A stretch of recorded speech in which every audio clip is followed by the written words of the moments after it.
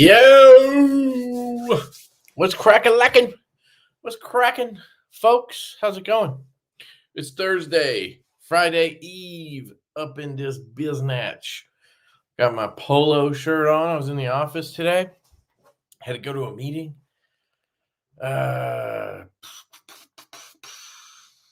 Tim Elam, what's up, dude? 3 hours early. Nice, dude.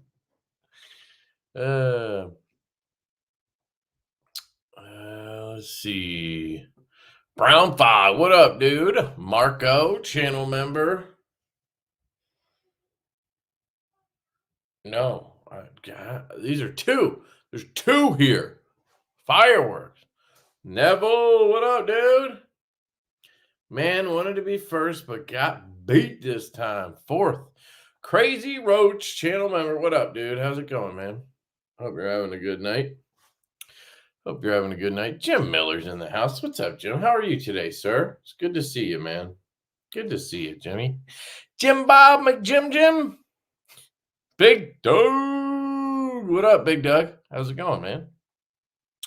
Joseph S. Hello, sir. Welcome. Craig, channel member up in here. Hello, sir. Greg Vanderlip. What's up? Alicord Paracord. What's crack-a-laggin'? Hatless Lefty. Yes, sir. Hatless Lefty. Cut my hair. I trimmed up the beard a little bit. You guys got me on the neck thing. I didn't even think about it till then. And I was like, all right, I'll try to tighten it up a little bit. So I cut my hair while I was at it. But I went a little bit longer this time. Usually I use, I think, a 6. And this time I went 13, I think. So I left it, longer. So it's not just like bald, but can't escape it. Especially when there's lights on your head. Crew, where is the best? What up, dude? How's it going, man? Yeah. What is up? There's 2 thumbs here. Do I look like thumbless Joe? Or is it shoeless Joe, right? Big Cheese, what's up, dude? How's it going, man? El Cap, hello, sir. Good day to you. Low Country Hillbilly. What's up, man? I like it. Matt Strader, what's up, dude? Thomas McDonald, channel member. Give me the fireworks. Thank you, sir. Visit the parole officer. Yes, sir. Adamus, what up? Bluebell reporting in. Hell yeah, dude. Yo, are you on Instagram? You gotta hit me up, man. We have a little local knife guy chat on Instagram. Hit me up. Get you in there if you want to be in there. Maybe you already are, and I can't put 2 and 2 together, and I'm an idiot. But hey, it happens. I think I got you already, Craig. Hello, though, again, sir. David Von Steenberg, 6'3" from the University of Texas. Your power forward, David Von Steenberg. What up, dude? Channel member. Shout out to David. I don't know why that name gets me. It gets me going every time. Twang Thang, what up? What up, broski? How you doing, man? How you doing? Smash that like button. Yeah, smash that like button. I've never even looked at likes before.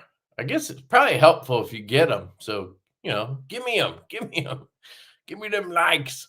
Sean McLaughlin, what's up, dude? What's going down in Funky Town? See, I miss anybody? I think I got you. Oh, World Tree. What up, dude? What up, World Tree?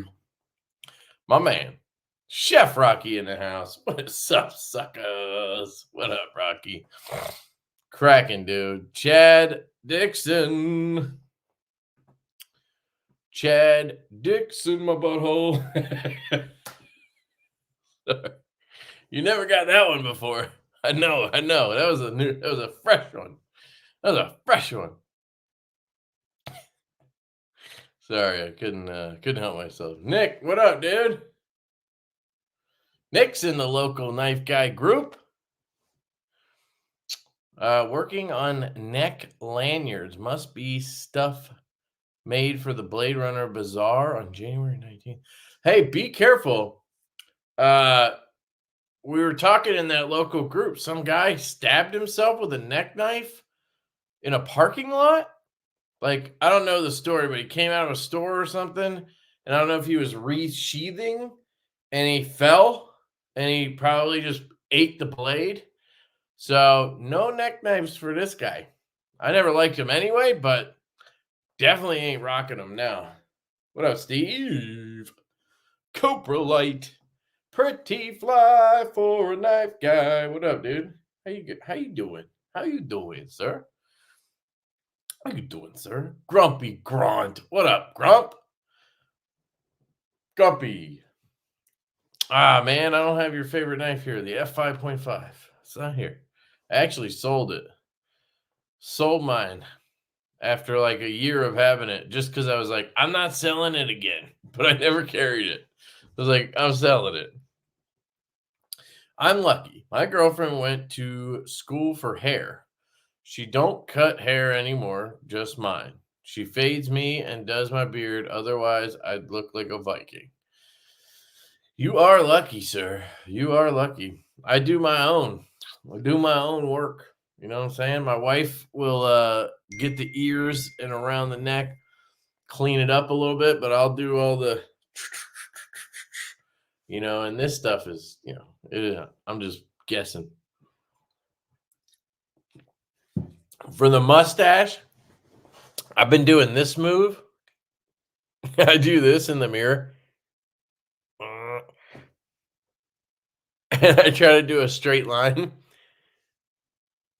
And then do a straight line. Oh my God. Jovan, what up, dude? Howdy, Goob, and kids. 10 bones. Thank you, dude. That reminds me. I want to drop those hats on the website soon. So let me grab one. Cover up this balding hair. I've been meaning to put on the navy one. If I can figure out, it's obvious which one's navy, but I swear that shit looked black. This one looked black when I got the Peace Neighbor one. But it looks pretty obvious. Nah, see there, it kind of looks black. I mean, if you have on black clothes like I do right now, it's obvious, but it was not obvious to me when I got that Peace Neighbor hat. See, look at that. That's kind of, honestly, that's a little loose. I don't know. Is my head shrinking? Maybe because I cut my hair? Or what? What's going on here? But yeah, I was thinking about throwing the hats up on the website, the Divo site this weekend. So if anybody's interested in a Divo hat, check the website this weekend. I think I'll do it then. I don't think I'm going to do like an announcement thing. I think I'm just going to put them on there because I don't want to ship them all at once. It'd be nice to just ship them as they get ordered or whatever. But let's see. Steve, what up, dude? Stevie boy. What is up with this thing? What's going on here? What's going on here? Said I'll hit you up. All right, cool. Adamus. Cuckoo, brother. What's up, Splitting Slices? People are getting creative with the knife name. Running out of shit. I like that one. I have a job interview next week. Hope to have 2 jobs soon. Saving money for side hustle. Hell yeah, dude. That's the way I roll. I got 3 jobs, technically. Let's see. Trying to catch up. Trying to catch up. Bluminati, what up, dude? Come on, give me the firework. Don't give me a thumbs up bullshit. Thank you. Fireworks for Bluminati. Ninja. Paul Mills, what up? So I do have some knives to show you guys. I got prototypes here of the new Growler Premium or V3. I'm not sure what we're going to call it yet. These are from Kubi. So this is, if some of you have been following along, this is the Growler version we were hoping to have made here in the U.S. It just is not happening the way we want it to happen. We're going to keep trying, but we just want to get the fucking knife out there. You know what I mean? At this point, it's been like 2 years since we started this process. So, you know, like 6 months ago or 3 months ago, we were like, hey, let's have Kubi make it too. And, you know, if it doesn't work out, whatever. That was after we started not hearing back from the current American OEM. And, well, we never heard anything. And we got the prototypes, and they're fucking awesome. So probably going to be doing this run. Actually, we will be doing this run. These are not the versions we're going to do. I have a video coming out, not tomorrow, but the next day, I think, where I show all the prototypes. I talk about everything. So I'll answer a lot of questions in that video. But basically, you know, just look at the design, the build quality, all that shit. We're going to switch up finishes. They obviously fucked up some of them. Like, this has red fucking inlays with a purple collar. They're remaking this one because they're idiots.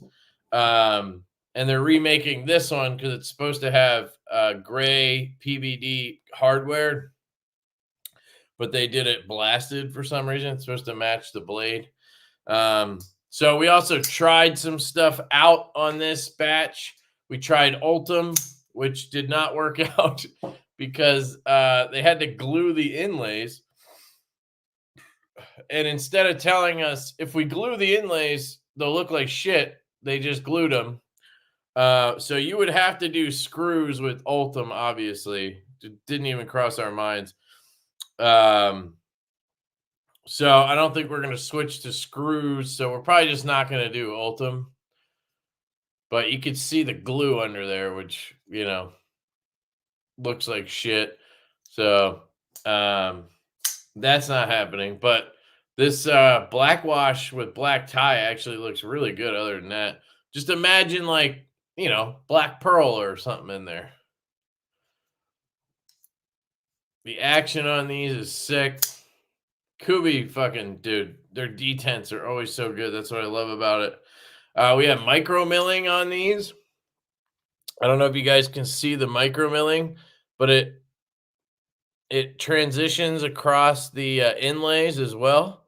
So you get that micro milling on the inlays and on the titanium. Now this one is like the actual version that we're going to do. So you have blasted tie, micro milled with blue fat carbon. This is camo carbon, electric blue. Maybe it'll be Arctic, whatever. It'll be blue fucking carbon. You can see the milling on the fat carbon there, hopefully. And then you have the blue collars, blue backspacer. And then you have the bolster lock design on these. And then this has a belt satin. So you have belt satin. Now this is D2. That's just how they do their prototypes. Unless you want to pay more for the steel, it's just what they do. But production obviously will be a high-end steel. And the belt satin looks gorgeous. I mean, comparing these to the ones that Best Tech did originally, the M3 tactical ones, those were Best Tech. I like these just as good, but we also added improvements because we took that design and improved it going into the Shank prototypes. They were the second US OEM that we were trying to work with. That prototype was fantastic. We can't work with it. We can't like get a hold of them. We can't work with them. So we took that, all of the feedback, all the stuff we wrapped into those two prototypes, and we put it into this one. So naturally, this one came out really good in terms of the design. It's already dialed in. What was I going to say change-wise that we still want to do? They need to do a little better on the inlays. They're not all flush. So that's something that Kubi could work on in production. Some of them are really good. Some of them just stick up a little bit. So that's something they need to work on. And then there's like under here, these edges are pretty sharp. So those need to be knocked down. But that's it. I mean, these are pretty much ready to go. We might want to add a little pin in here. So this screw goes through and into the clip. So we might also add a little pin there to also lock in the clip. Because if you don't crank that screw, you can wiggle this a little bit. You can't right now because I got it cranked down. So it's not really an issue, but we might as well add that. And then we did right-handed, obviously. This is just a normal right-handed milled pocket clip. And then we're trying something new with this knife. We're going to do just left-hand clip versions of the knife. So we can't do full lefties because they have a minimum of 300 pieces, which is the minimum for a run of knives. So we're not going to order another whole run just to do lefties. They won't do like small batches like Bestech does, but they'll do as many with a lefty clip as we want. So I think we'll just order like 50 knives in various finishes with a lefty clip. And then lefties can just buy the lefty clip version. It'll kind of be like the drop keen. And then righties, you'll be able to get just the regular right hand version. You won't have to worry about, you know, the ugly clip thing or whatever.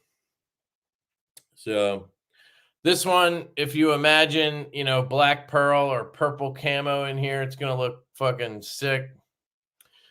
And we're hoping to sell these for like $199 to $225, something like that. And they should be in, you know, S90V or 20CV, or if they can get cooler shit, we'll do that.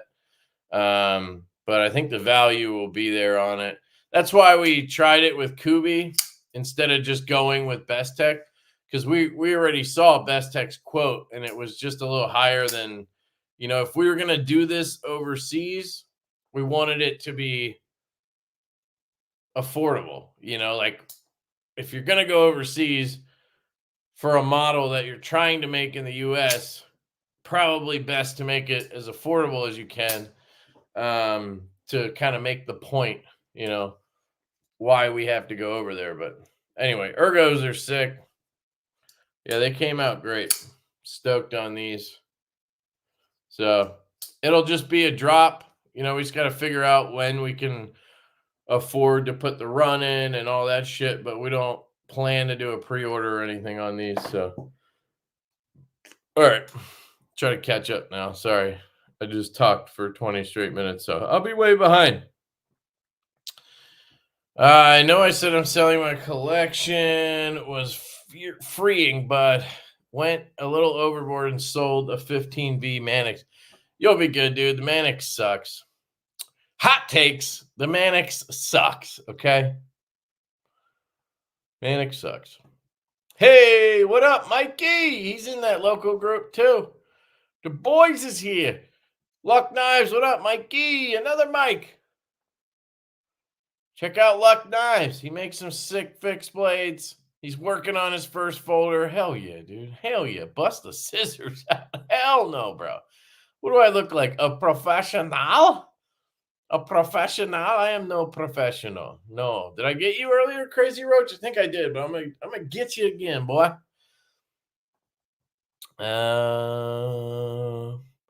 Yeah, Mike sent Javon the Stout V2 prototype so he could check it out, which we did. We sent Best Tech the final payment for the Stout V2s, so they should be shipping very soon to us.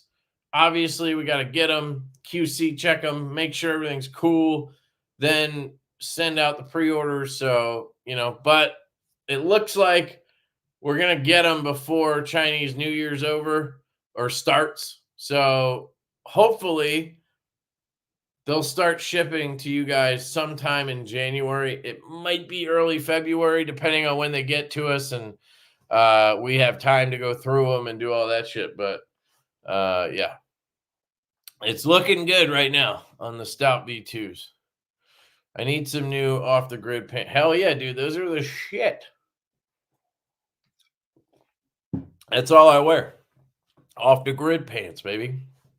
I got a link down there and a code, LeftyEDC 15 to get 15% off the grid pants. Are they all one size? Yes, I know they are adjustable. The hats, yeah, they're all one size. There's no like small, medium, adjustable, if that's what you mean. No, Flex Fit sucks, man, because they never fit me. So unless you mean something else, I don't know. Divo fidget scissors? I don't know, man. I'm not that crazy. I do want to get a flashlight going, but I got to get Colin. I got to get him up to speed on flashlights, and then I gave him the ideas I had for it, but he doesn't know flashlights, so he can't just like pop a design out of his butthole like he can with a knife.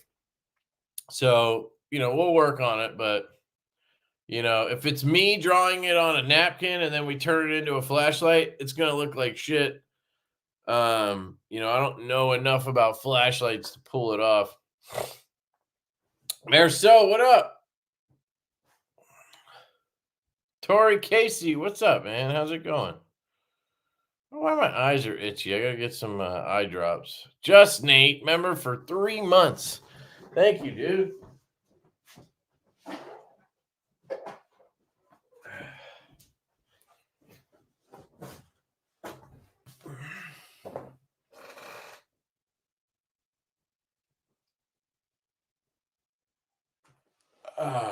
Man, I usually find it better to take the contacts out, put a drop in there, and then put them back in. And that's usually the best way to get them to feel better. Because usually it's not that they're dry on the outside, they're dry inside. You can't really get to that with this, So I may have to attempt that. I'll just do it right here. I don't think that'll work. I can get them out, but I don't think I can get them back in that way. Let's see. That looks sexy. All right, I caught up to the Growler stuff, I think. That's pretty sick looking. Kubi over shield. Oh, yeah. We're way past shielding, dude.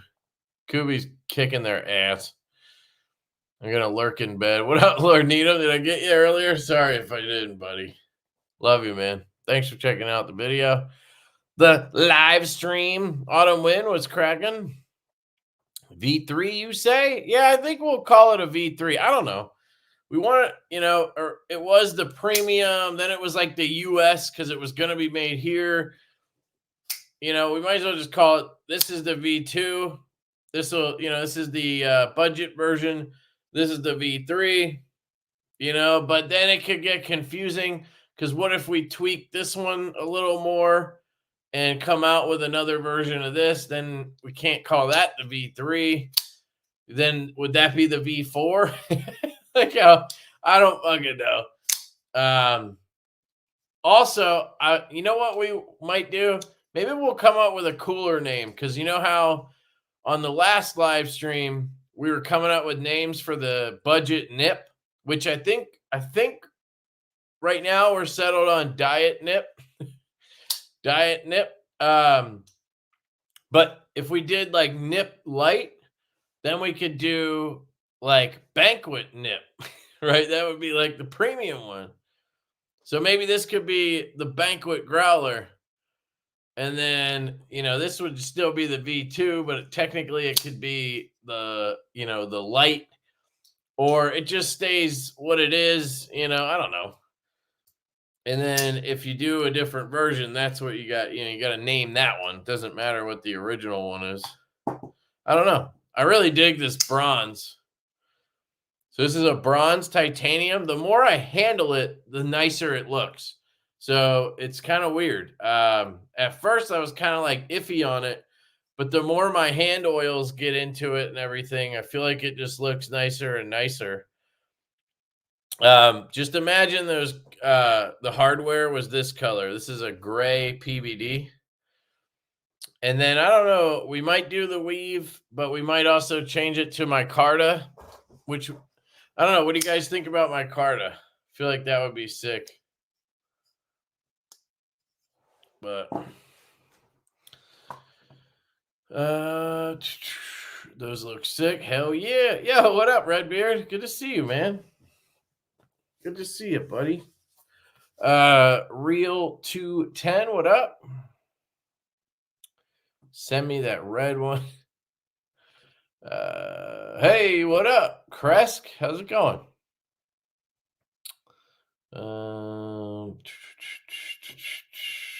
That red on purple, kind of cool? No. I don't think that's kind of cool. I think it's hideous. But if you think it's kind of cool, okay.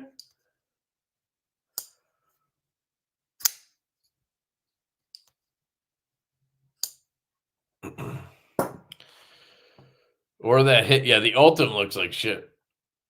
Ultim looks like piss, not shit. That's true. I did affectionately name it P plastic. P plastic. And this does look like piss, so that's true.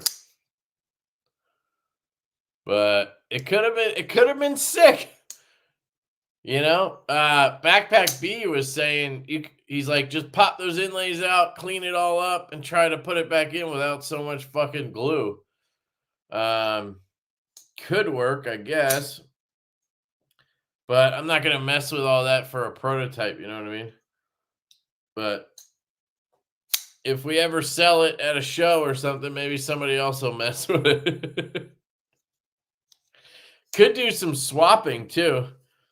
Like if you took the Ultim and got it in here. Well, no, not with the purple. I don't know. Well, these both have the black finish, so never mind. I don't know. I don't know.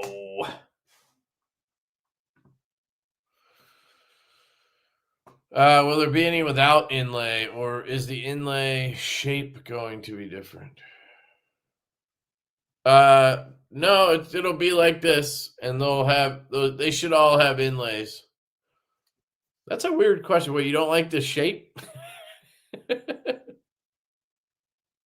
You talking shit on the shape of my inlays, bro? Fuck out of here.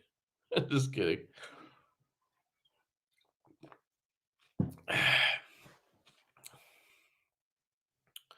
How's the detail on the new Growler? Did you ask them to crank it up? Crank it up from what? Because the V2s are fucking strong, dude. These are almost too strong. And these prototypes are the same. So they're good. They're great. This one's probably the softest one, and it fucking fires. So I have no worries about the D10s. We also have we got a new run of mashes coming. They're finishing those up. The Mash V2.5, we're calling it. And they said the detents on those are strong, which they were the last time. They were pretty damn strong, so that's good.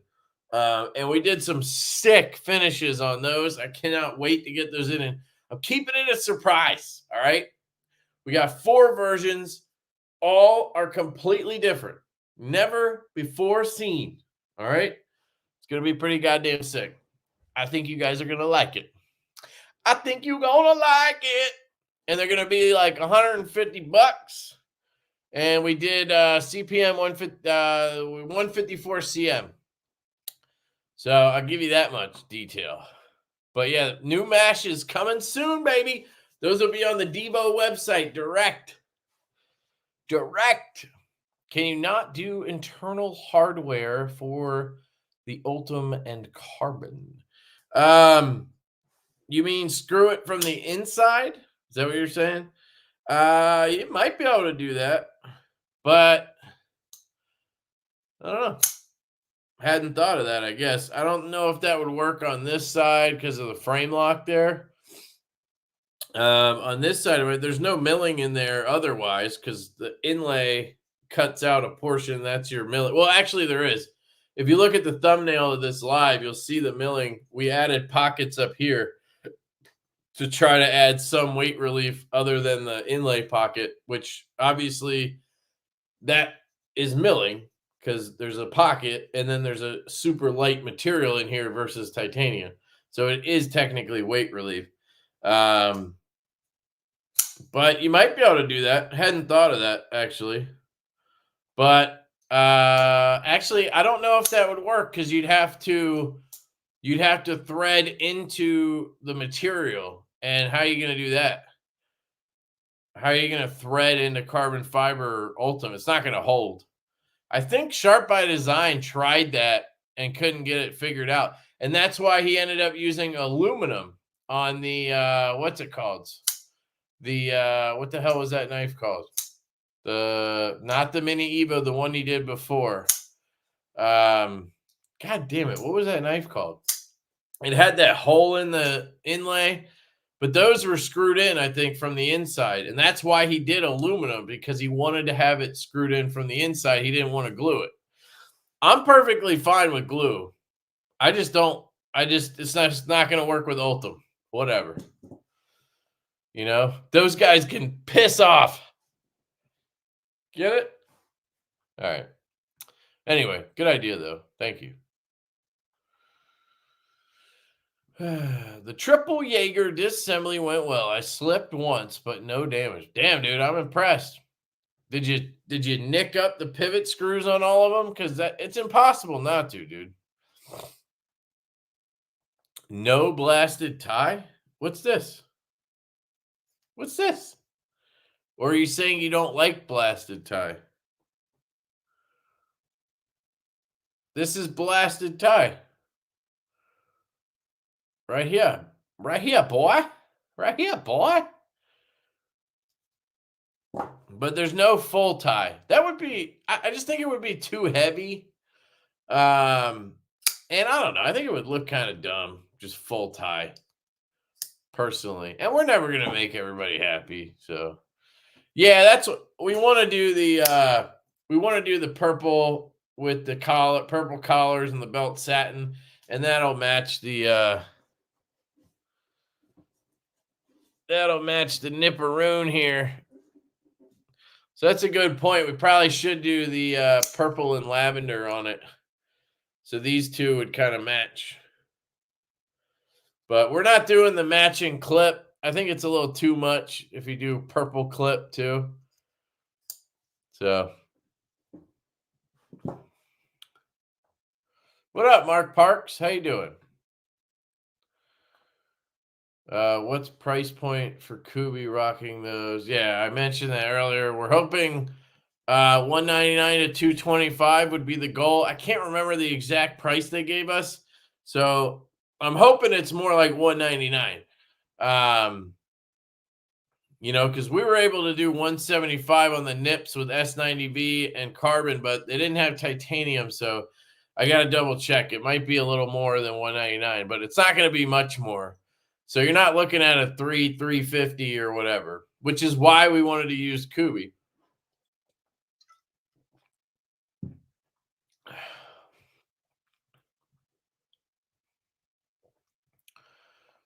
Dude, do you love this red on purple shit?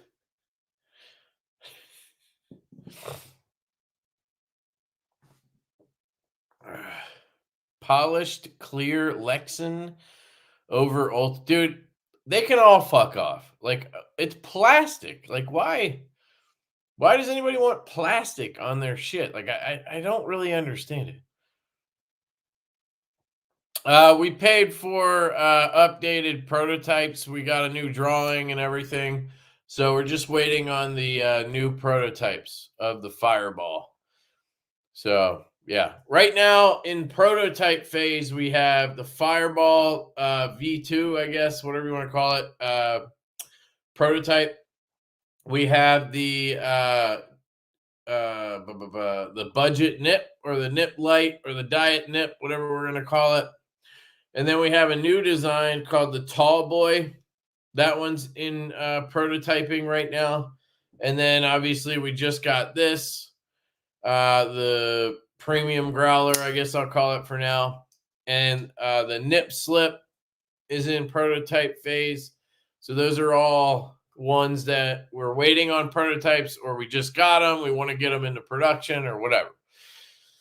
And then the ones that are in production are the new Mash V2.5 run. Basically the same knife, except we added pivot collars.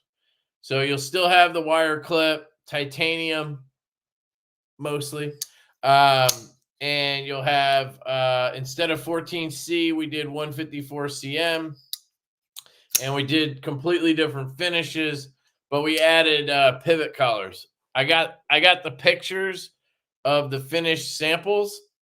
Dude, they look so fucking good. You guys are going to love the new Mash. You're going to love it. You're going to love it. And we did not order a ton of those because we didn't know if we already kind of, met demand on the Mash because we did 2 runs already.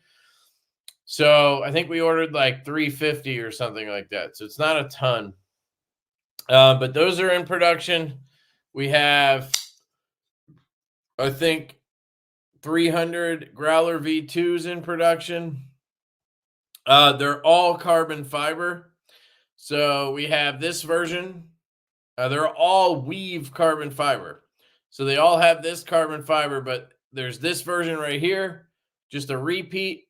And then we have purple collars, backspacer, and a sand washed bead blasted blade. And then we have an all blacked out one with the weave carbon fiber and a black wash blade. So that's in production. And then the premium pony stout is in production right now. And this one we did black wash handles, S90V hollow ground with a stone wash. And we did another version just like this, but with stone wash tie. It's not black wash, it's stone wash. Otherwise, it's the same. Just 2 versions. And those are with QSP. This and the Growler V2 run, those are White Mountain Knives exclusives. I can't remember how many we ordered. I think 300 of the ponies. I think. And those should be $199 or less for S90V and titanium ponies. And then the Stout V2s are finishing up. I think that's it, right? That's 4. And the Lush just came in. So there's a lot going on. But it's all up here somewhere. It's all up here somewhere. More belt satin grinds. Yeah. Yeah, dude, we love the belt satin. Now that Kubi can do it, they're doing it for us. It does cost more, but it's worth it. It's like, it costs us like $8 more. So we're kind of, it's just folding into the cost. But yeah, we're trying to do it as much as we can, especially on the stuff that's a little more expensive. We're doing, like the Growler V2. We did this satin.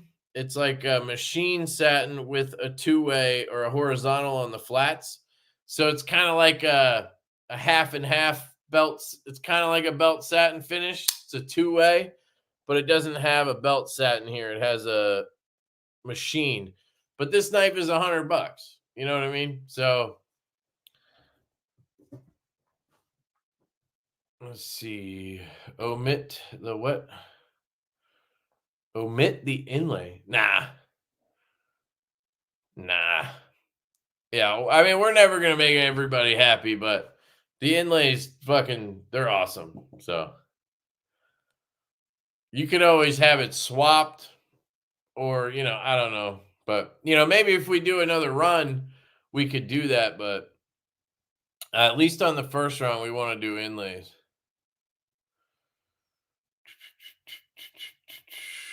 Loving the inlay. Cool. Do I have to be left-handed to buy one of your knives? No, you do not, sir. Boo, make a lefty. If you want to pay for the other 250 of them, we'll do it, Tori. But there's no way I'm selling 300 left-handed knives. We did that pre-order on the Stout V2. The main reason we did that was to test it, to see will fucking lefties show up and buy knives, right? Like I should have enough reach to sell left-handed knives, right? I think so. We sold less than 50 of them. The minimum was 50 from Best Tech. Now we ended up ordering like 60 or something in Lefty. But if I order 300 of those, they're going to be sitting on the shelves for years. Look at Vero. He orders like 500. He still has Axons from 2 or 3 years ago. So if you can get lefties to actually fucking show up and buy knives, I'll do it. But until then, clip, baby. And personally, being left-handed, I like this. I like right-handed knives. I'm so used to it. I honestly prefer to use it that way, because when I have a lefty, it's kind of like weird because everything else I handle is right-handed. So to me, this actually works really well. But if you don't want it, we can just do right hand only. We don't have to do it. Maybe I'll just do 10 of them. I'll keep one. I'll sell a few to some people who are interested, and that's it. I don't know.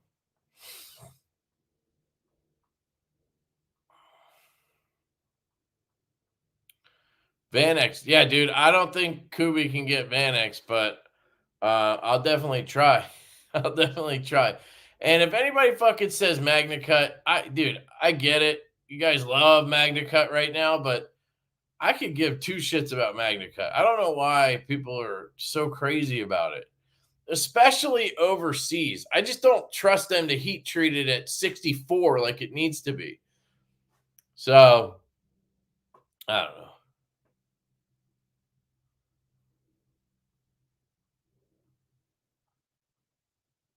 Hey, what up, Kyle? How's it going, man?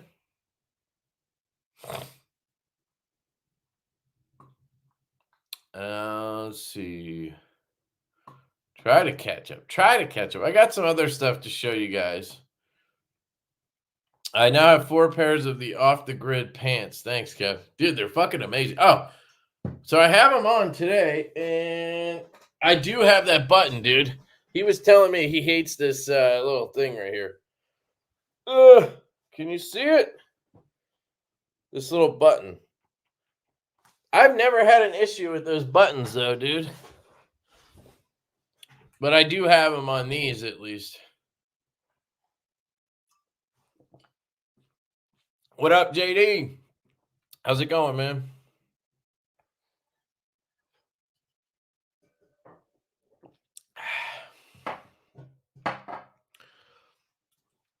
Didn't you have a celebration live stream that I missed? Was that you, dude? It hit 5K or something? If so, congratulations, sir. Congratulations. Let me come on. Oh yeah, we got to give a shout out to Rochambeau EDC. He's one away from 5,000, I think, or 6,000 was it? Yeah, JD is at 5.15. So shout out to JD for EDC. Great channel. Definitely check him out. 5K, baby. That's awesome, man. That's awesome. And then roll Shambizzle is at 6K. He hit it. Congrats. Congrats to Roll Shambo.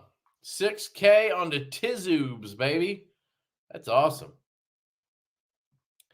Dash awesome.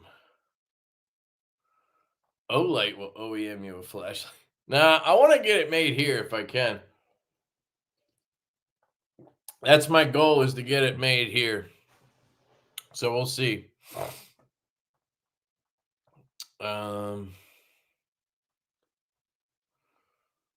Yeah, a lot of people mention Raylight, Olight can do it. It's like, I don't know. Raylight, I don't love their switches. There's something about their switches I don't like, but they seem like a really cool company.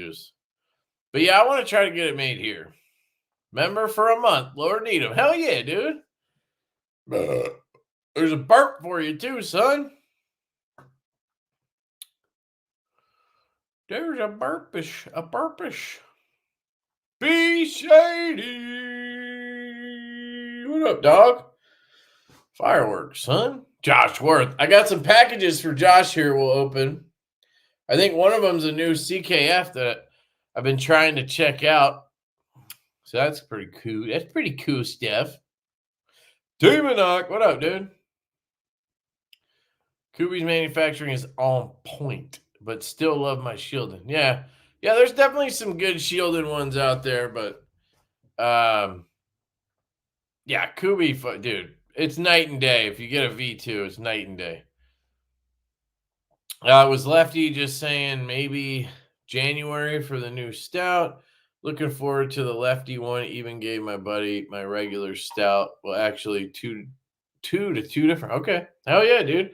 Yeah, it's looking like January. I'll say January, February, because I don't want to like pin myself down and Colin. So, but I believe they sent the first shipment already, but it's going to come in 2 shipments, I believe. And we're not going to send them out until we have all of them. So we'll send out the address change email pretty soon, and we'll get the ball rolling. So it's coming up. Coming up, baby. Needham sucks. He really, really sucks. Gatorade. Needle Dick. Needle Dick. Chris Hinkle. What up, dude? What up, dude? What up, dude? Todd Carr up in the house. Todd Carr. What up, dude? For giveaway today, I got a little Vosteed package. So Vosteed sent me like a Christmas package, which was very nice of them. But I got a coaster. I got some other shit in here. It's like a placemat. I'm pawning that placemat off on you guys. But your reward for doing that is this cool pouch and the Vosteed chipmunk. You'll get this little chipmunk they sent me. I have a video coming up on this tomorrow. It's a rapid review video. It does have a little bit of detent lash. I don't like that, but I didn't try to take it apart or do anything. So that's the giveaway, plus some other shit in here. We'll do that a little later. No, that is not the US. It is a Kubi-made prototype of the same knife. We have had 0 luck with the US Growler. We've tried 2 OEMs now, and it's just, it's not happening. So we started working on a Kubi version so we could actually do the design. We still want to do a US knife. That's no question, but we had to get this design out there. So that is the story on that.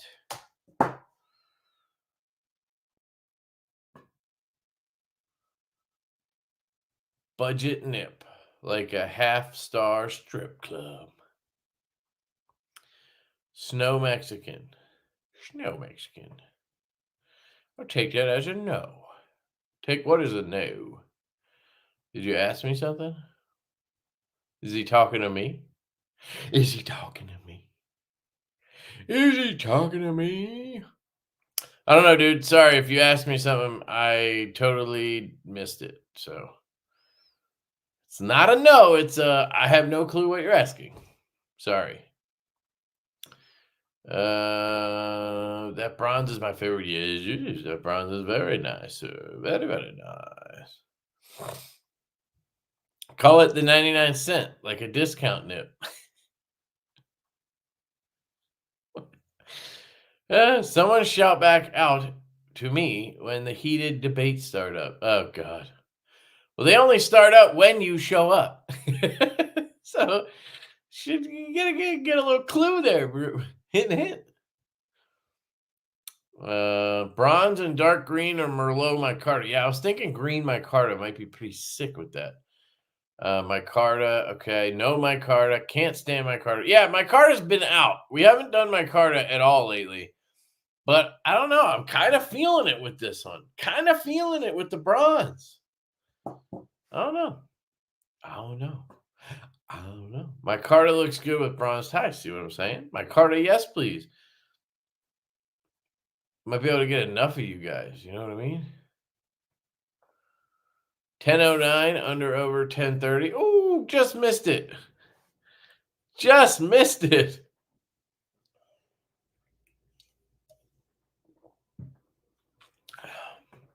High life, champagne of knives. All right, skipping. If you have purple in your piss, see a doctor, please. Yellow snow. Javon has some black Ultim. That's nice. Yeah, but that's just black fucking plastic. Black fucking plastic. Inlay shape was a little whack. What? What's whack? Talking about this? This shit ain't whack, bro. I don't know what you're talking about. You tell me what you're talking about. Whackity. I'll whack your ass, bro. I'll whack your ass.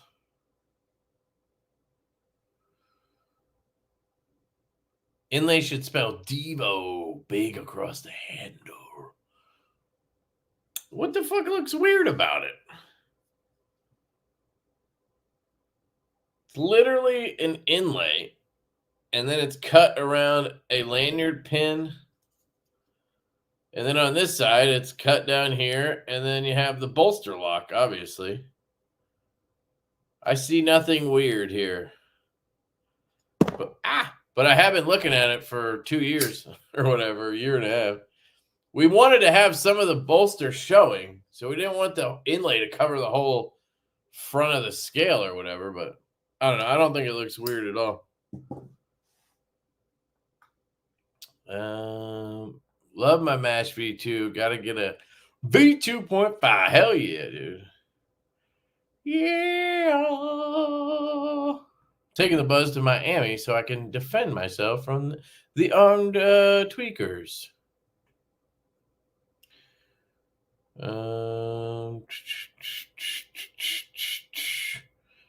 Probably mid-year is what we're thinking, but we'll see. We definitely want to order more, though. That's for sure.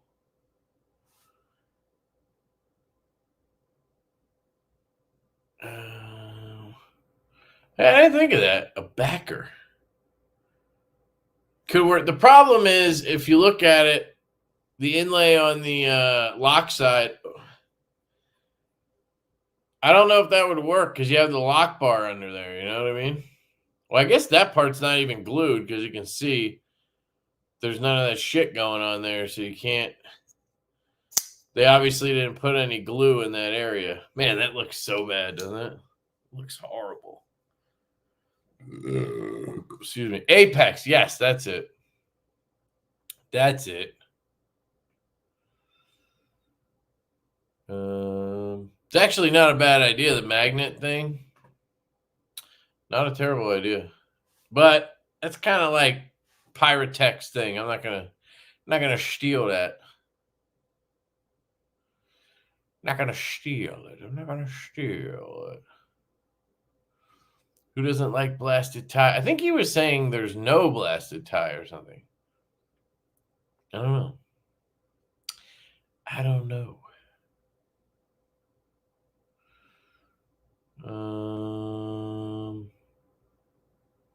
Spread the drops apart. What do you mean spread them apart? That's what we're doing. They're spread out. The last one was December 14th. I don't even have another one planned right now. I don't have a date on anything. You talking about the stouts? Well, that was a pre-order, so we will have some to send, but yes. Yeah, I gave like 3 updates during the live stream already. And you've been here the whole goddamn time, David. Come on, man. I even gave you a big intro and then gave the update. I'm just kidding. They're done, I think. Well, they sent the first shipment already.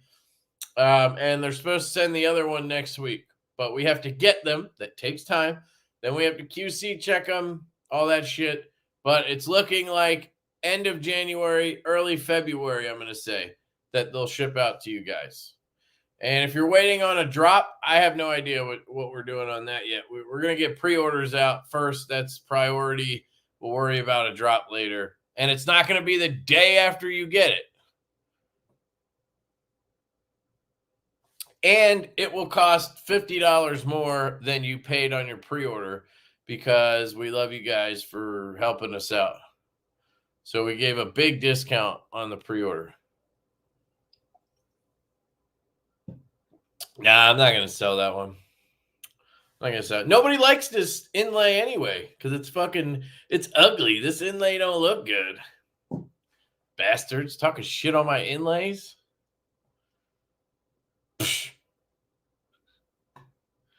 Just rewinded the Growler part looking good. 199. Sheesh, how dumb of them to just glue in the Ultim without talking to you. Dude, do you see the red shit on this side? They do all types of shit, man. But that's okay. We scold them and then they change it or whatever. There's no changing this though. Like it wouldn't have worked. I don't know why they didn't just say that. Maybe they did. Who knows? You know? I don't think so though. Oh, you know what? I'm just realizing now that you asked that probably before I gave the 3 updates. My bad, David. My bad, man. Can you describe the tall boy and the other ones that are prototyping? I think I can show you the tall boy. The other ones you should have seen, I think, right? The Fireball. Let me see.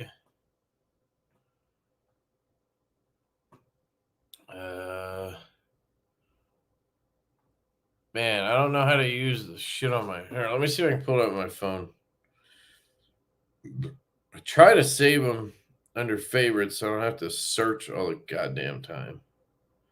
So here's the Fireball. This is the next round of prototypes are going to look like this.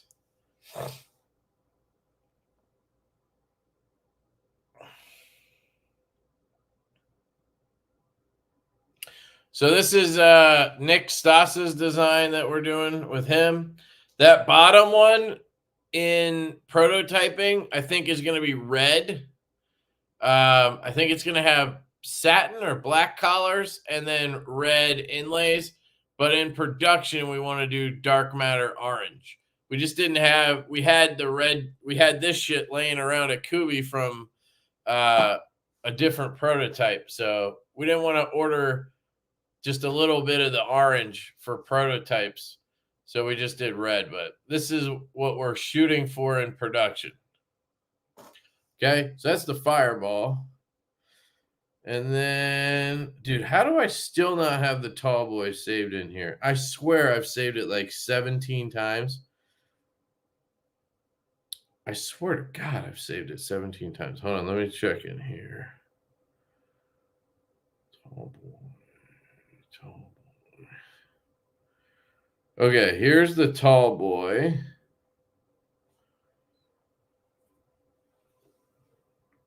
So this one is we're shooting for a 3.6-inch blade on this one. And this area over here changed a little bit. I can't remember what we landed on with Kubi, but at first we had it like this, where it's kind of like a frame lock, where it's sort of a bolster lock thing. It's hard to explain. But I can't remember if we went to a full liner lock or we added something. It was a whole thing. I'll let you know when the prototype gets here, but it's a bigger knife. So that's the tall boy. And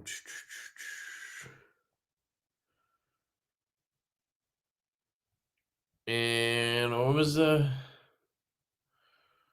I don't know what the other ones were. Sorry. Prototyping. Well, this one, obviously. And then the nip slip. The nip slip is this one. I don't have the QSP one, which is who we're going with. But this is the design.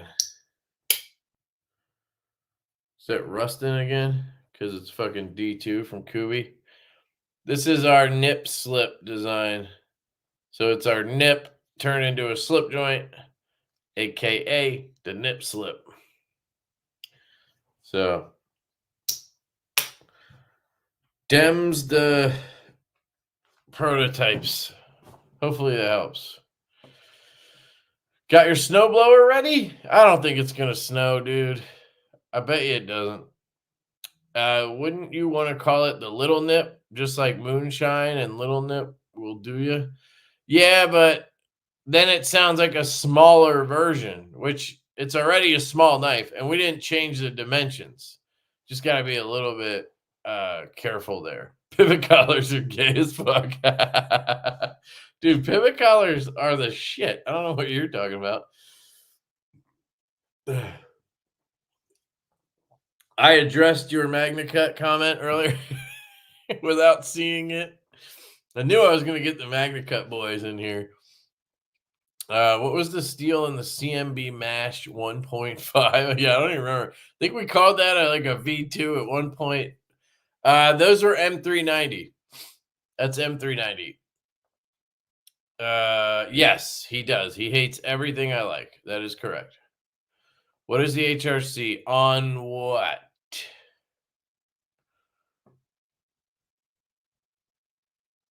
What's the HRC on what? I'm sorry, dude. I don't know what I was holding up when you asked that. This is a prototype, and this is in D2, so the HRC doesn't matter. But it'll probably be S90V or something like that. It'll probably be 59 to 61 would be my guess. Premium Pony, probably after Chinese New Year. I'm guessing March, April drop at White Mountain Knives.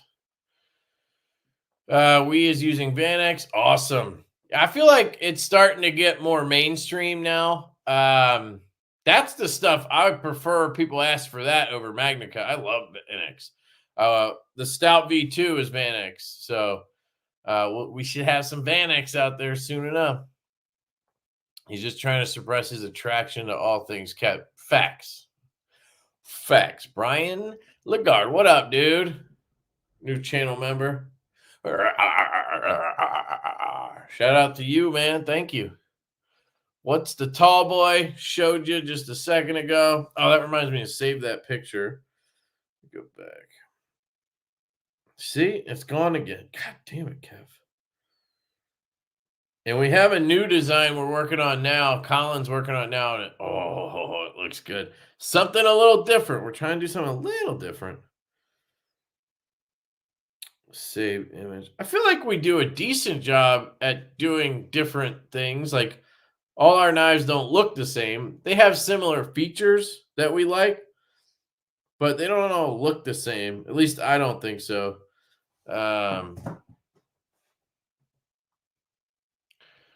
I'm late. Can you show it again? Show this. There you go. Growler Premium.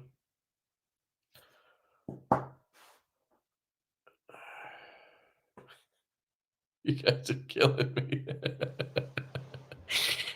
Was it? Did I already answer this? Ah, shit. God damn it. I need to catch up. Soon, my brother. End of January, early February, I'm going to say. Delivery or shipping to you, whatever. Same thing. Let me get that. That's awesome, dude. Channel member. Oh, you guys are fucking with me. Okay, I get it. Wait, the G2? The Growler V2? Those are probably going to be March as well, I would guess. So if you guys aren't, if you're not aware, Chinese New Year is at the end of January. And basically what happens is the factories, everything over in China shuts down for, I think it's like 3 weeks, right? Well, actually, I think it's like 10 days, but they start shutting down a week before, and it takes them like a week or 2 weeks to get ramped back up. So basically, you lose a solid month, which is February. Like, if I can remember correctly, February is just gone. Like, so if you have something in production, you're waiting on prototypes, you're working with an OEM on drawings or whatever, there's a month. You have to just add a month to everything if it falls in that window. So we try to get stuff into production as early as we can when it gets to the end of the year so that we can get shit before Chinese New Year. So the Stout V2, we did the pre-order when we did so that we could hopefully get it done right before Chinese New Year. Otherwise, it gets pushed till March, April, because they got to ramp back up. Then they got to get to the shit that they didn't do yet. And then you're back in line wherever you were. That month just disappears. It sucks. So it's looking like we're going to get the Stout V2s and the Growler, the Mash 2.5s before. Those should be done and shipped before Chinese New Year. So then we'll be able to QC, ship out the Stout pre-orders. That's priority number one. And then we can plan, drops or whatever for the Stout V2 and the Mash 2.5s somewhere in that February, March range. And then we'll have the stuff after Chinese New Year come in. And that stuff will probably drop in end of March or early April into May. So we should be able to stagger stuff well enough. And then we can get new shit into production. And hopefully by the time that kind of tails off, we'll have the new shit coming in. That's the plan. That's the plan that I have that is never written down or put in a spreadsheet. Stuff in here. Oh, man. Hell yeah, dude. One Lefty membership. Crew wear the best. I don't know who got it, but maybe he did. Because he said, let me get that.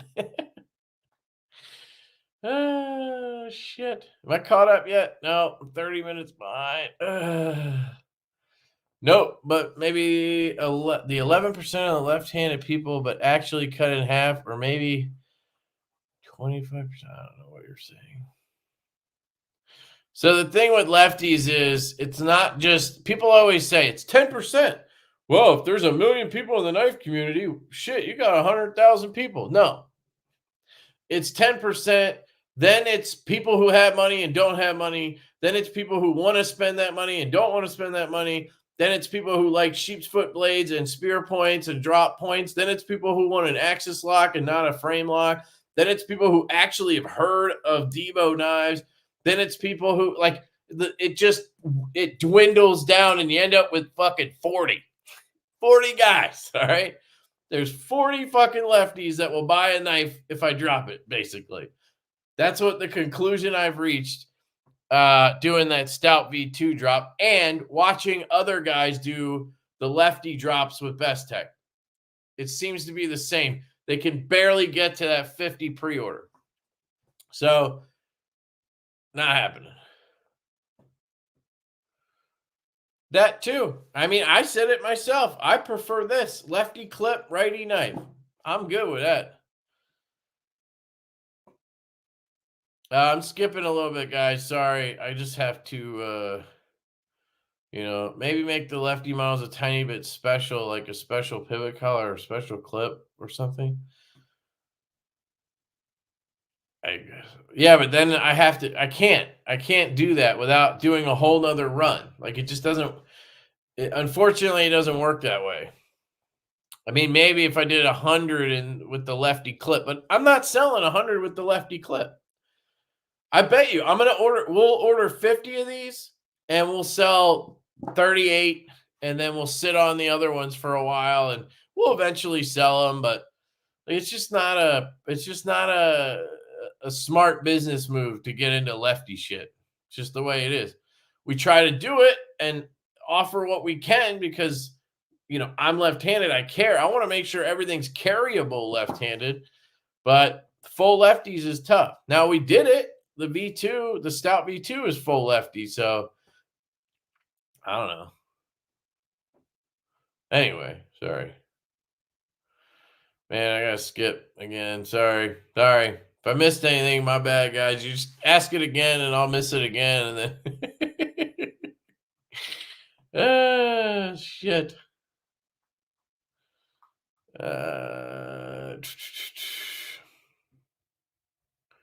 Arm tweakers want our slushies. That one caught up. Do LEDs behind the hold?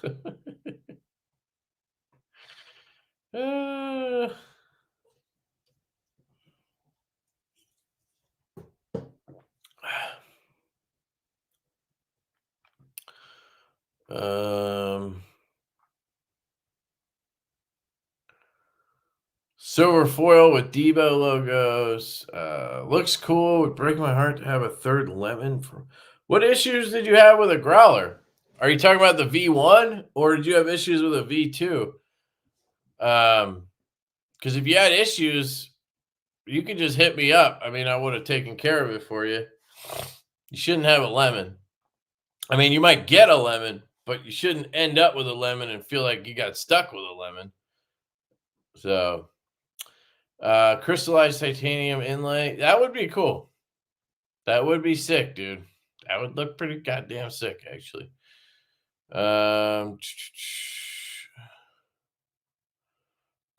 Glow gaskets with the Ultima? Maybe. I lost Marceau on my flashlight journey because I started putting glow gaskets and shit. He was like, peace out. You're not looking at new lights, you're just getting glow gaskets. It's your fault, dude. You got me started. Oh, that reminds me. Your boy got a Hanko. I got a Hanko coming. Fresh off the press, too.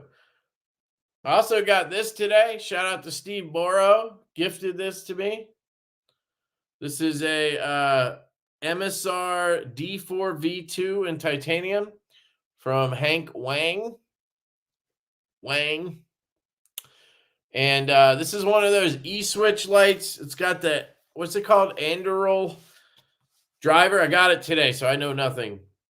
But basically, the switch is always on, I think. And he set this up with secondaries. Not secondaries, it's dual channel.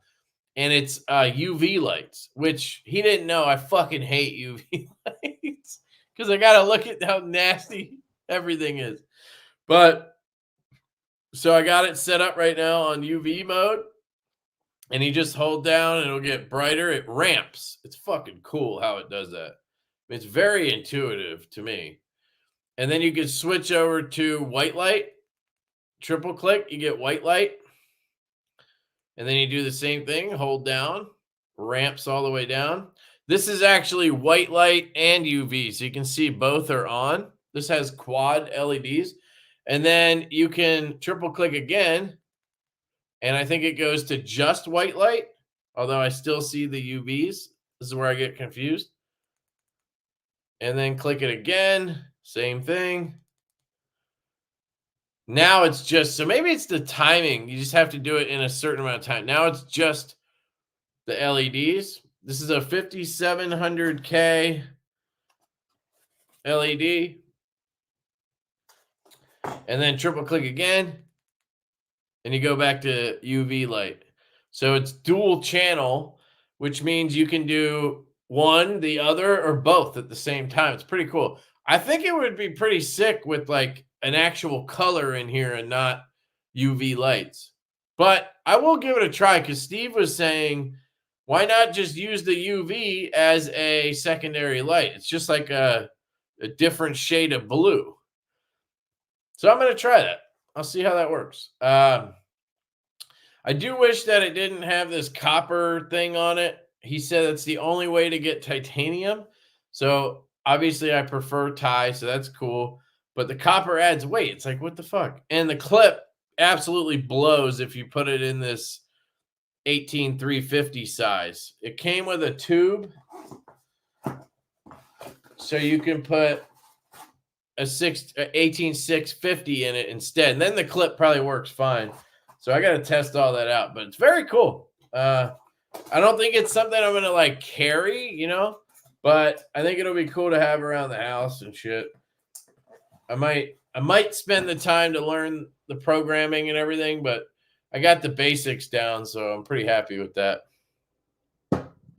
And then I got a new Magismo. So this is a sun drop head. I have a video on this dropping tomorrow. Marcel, you might be interested in this light. So this is Magismo's sun drop head, which is more floody than the Haiku. This thing is wild. I've never seen anything like this. It just has this like super just wide hotspot. That's like all it is. It's just this like ovular shaped thing. It's really wild how it looks. Hard to show you, but it's very cool. I like it a lot. So that's cool. And then I got the 16340 body from Don as well. So now I have both the 14500 and the 16th. This is way better. Its cigar grips better. The clip works better. And then I got the cracked ice looking clip on there. So pretty slick. I also got a Sharp by Design Mini Evo. So if you guys missed it, was it the last live stream that Blade Capone dropped these? Or he had them, but he put them up for $300. And then you could use Lefty 10, and it was $270. I bought this for $270. They're normally like $400. I put skiffs in here, and I love it. I just cannot stand the closing sound. It like thuds, and it's almost like a Kaiser rattle. I don't know if you can hear it. Can you hear that? Thud. Just can't stand it. I need a crisp click on a knife. That's just gross. I don't know if you can hear it, but like, here, listen to this.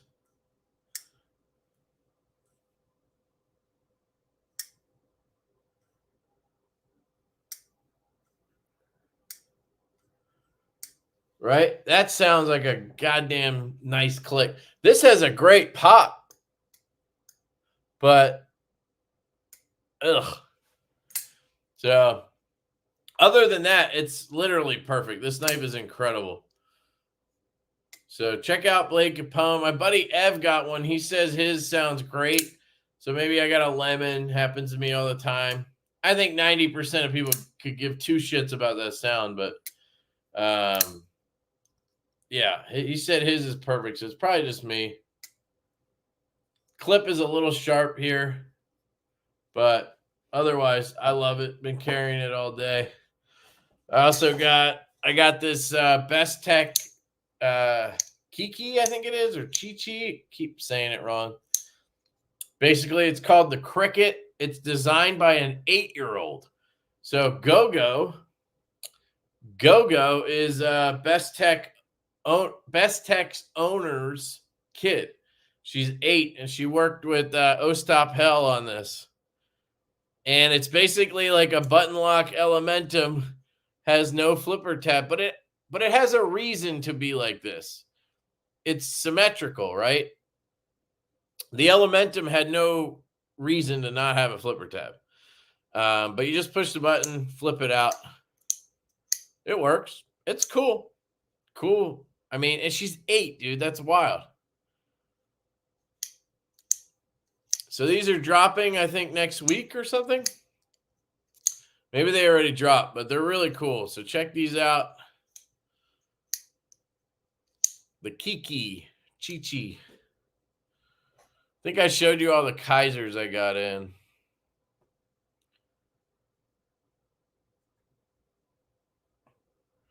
Are you sending the CAD files to Best Tech and Kubi to get pricing, or just sending a flat sketch? CAD files.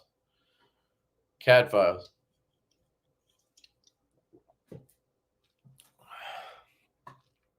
Stats' knife looks sweet. Yep.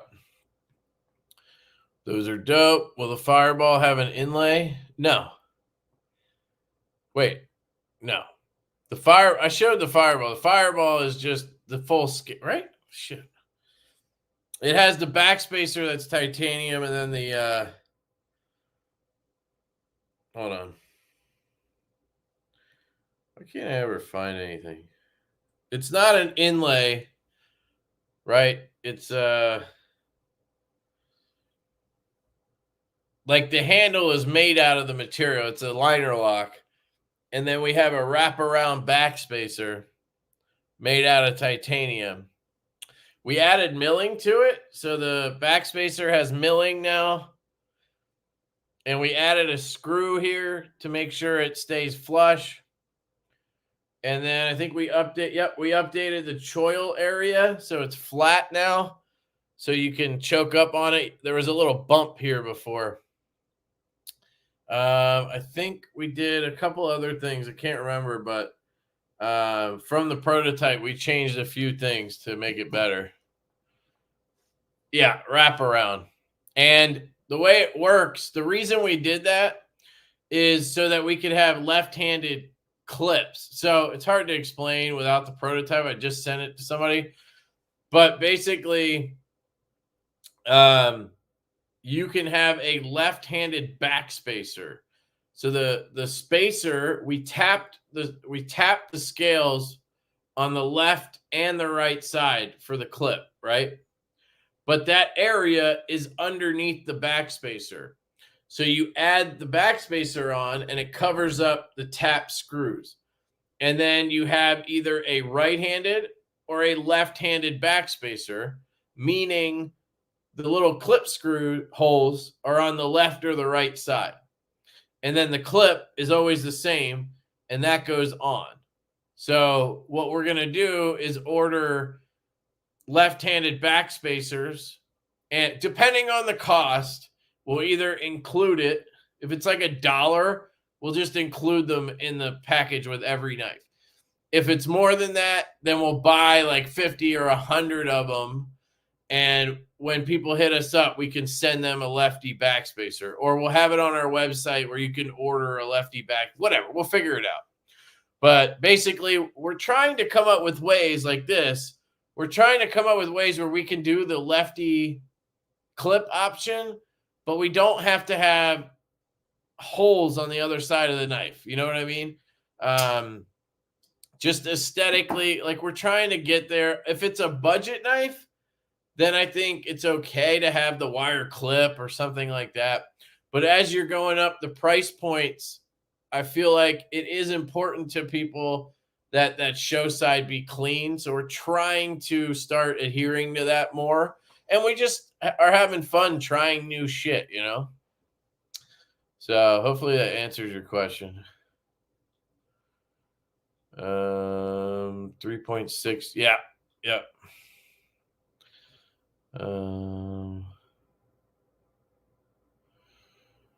Brian, that blows. Oh shit, did I miss it? What happened?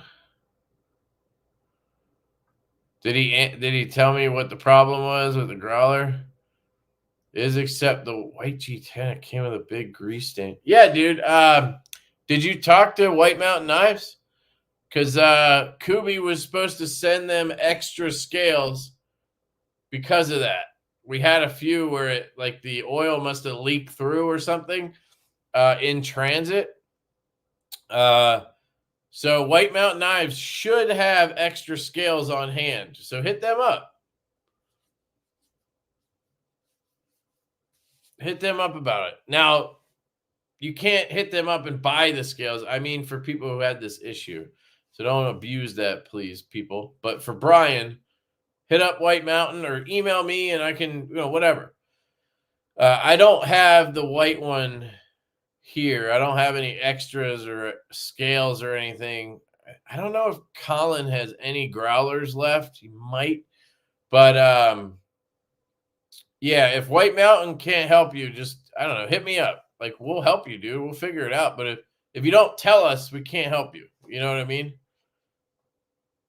That was kind of my point. If you have an issue, let us know. We'll do whatever we can.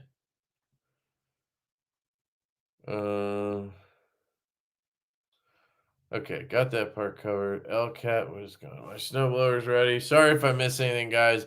I'm trying to read all the comments, even the ones talking shit, but I can't get them all. Are you doing anything other than the frame locks?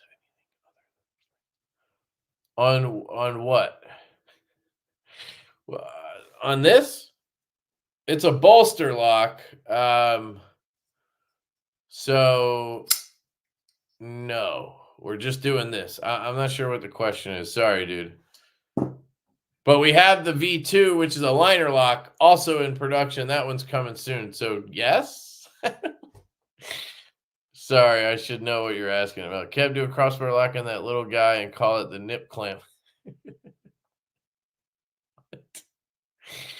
What's the HRC of me? Oh, I'm like a 42 probably. I'm soft as shit. He's my favorite designer on a total body of work level, but I have one of knives from other designers I like a little more than individual Laconico design. Laconico is good, but I don't know. I don't have any of his knives, actually. But great dude, great designer for sure. Did I see the premium growler again? Is it coming? So excited. Yeah, these are the prototypes. These are from Kubi. So depending on if you're excited about we were trying to get it made in the US thing, that didn't happen, at least not yet. But we're trying to get the design out there. Make an OTF, call it a daddy's drawn. We wanted to do an OTF with a utility blade, but then we saw somebody already did it. I want to ask about the V2 now, yeah. Resend? Are you sending the full CAD files to Bastek and Kubi to get press? Okay, I answered that. We sent the file because we had CAD files for this knife. We've had so many because we've tried to have it made 3 different times in the US or whatever, and then whatever. Best Tech had the file because they did it for M3, and then we had Schenck make prototypes, so we had that file. So I can't remember which one we sent, but I think it was the Schenck file that we sent to Kubi because this is pretty much exactly the same build. I mean, it feels damn near identical. Can we? The V2 is Vanex. I think it's 59 to 61 on that, but just saying. Can we get a MASH update? Can you explain how Chinese New Year impacts schedule? I did that. MASH update. Hopefully we'll have those in before Chinese New Year. So I would hope that they would drop sometime in February or March, but I have no clue. It could be sooner, could be later. I don't know. But that wasn't a pre-order. That was just us ordering more. And that'll be direct through us, the MASH V2, except for one exclusive we did with somebody that I can't talk about yet.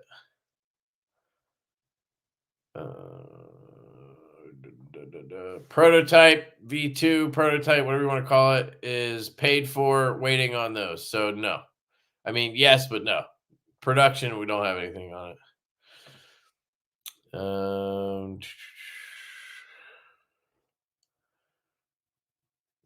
2 hours later.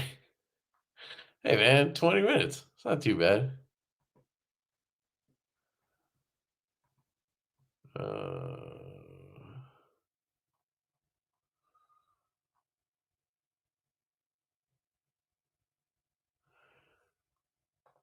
Bugged him about my V1. Yeah, dude, definitely bug me. Like, that's what I'm here for.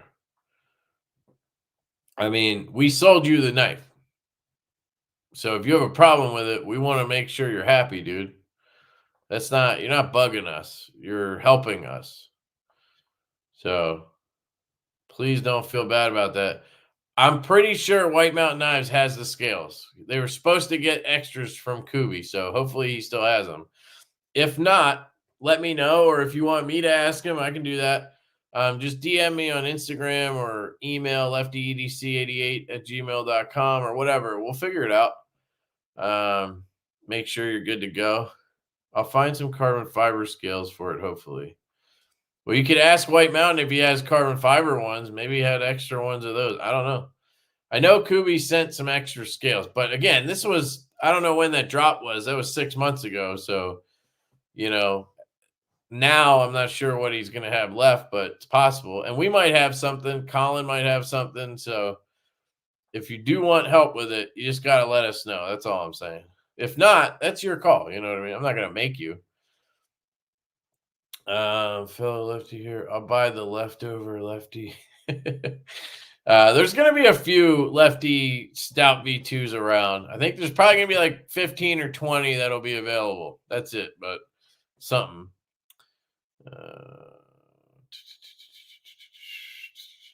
I have a Lefty Deca on my site. Been there for a year. What site and what Deca? I'm so confused. The Deca is an axis lock, so it's literally ambidextrous, right? Maybe I'm thinking of something else. Sorry. What site are you talking about? You have a dealer site? Answered that one. Your Boss 35 is Thai, correct? No. Looking to order one. They only have aluminum. Dude, trust me. Get it. The aluminum one is the shit. It is aluminum.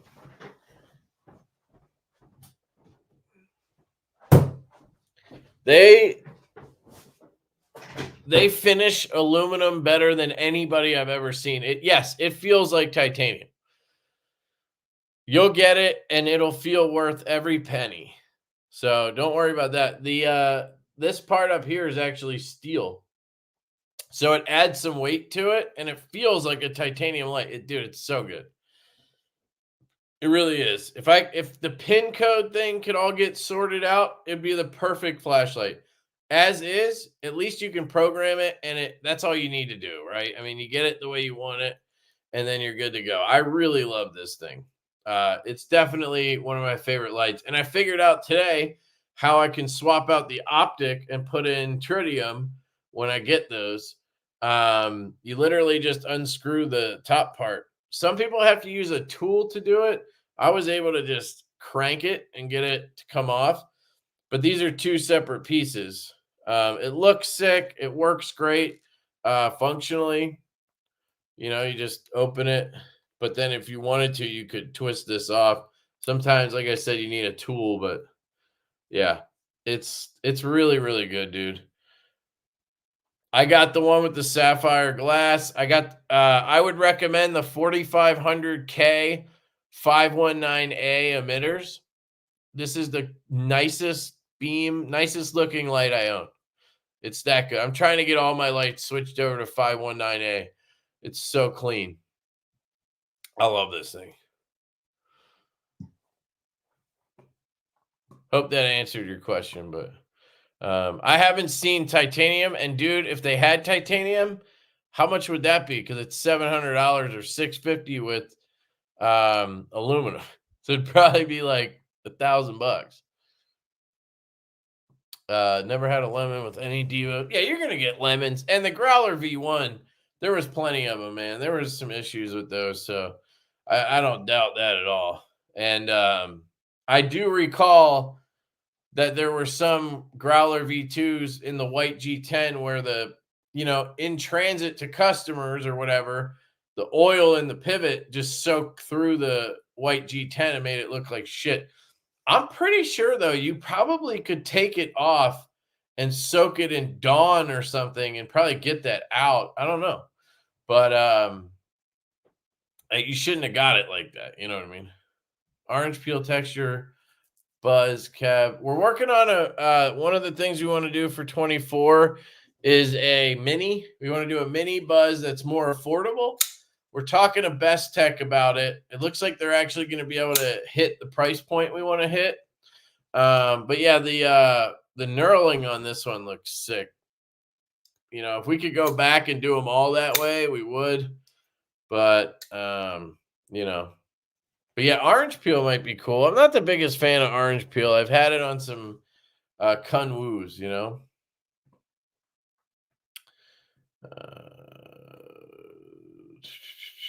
How small is the mini Evo? It's not small. When he says mini, he means like 3 1/4. I think the mini Tempest was 3.5 inches. So this might even be 3.5. But he packs so much blade into a handle, it's unbelievable. Like to me, this feels like a 3 1/4 inch knife all day. Maybe it is, but we'll see.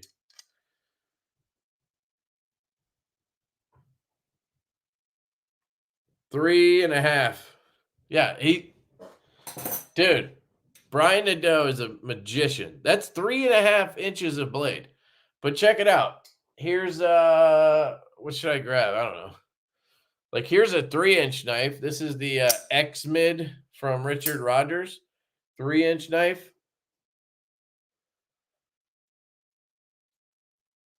Like the handle is the same length. He just fits another 1/2 inch in there. It's incredible. That handle is exactly the same length, but this is a 3-inch blade. This is 3.5. It's fucking crazy. I think this is 3. Hold on, I'll check. Pretty sure. Talking on my ass. Yeah, 3.1 maybe. 3.1. So it's a banger, dude. It's a banger. It really is. I'm going to get over that sound at some point, and I'll be fine. I don't know if he still has them. I should check. He might be sold out now. But I mean, $270. Like if he had another color, I'd probably buy another one. Evo, let's see. Now they're sold out now. Yeah, they're sold out.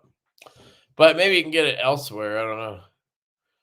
It's possible that if they're in stock somewhere else, that he also let them do it for that cheap.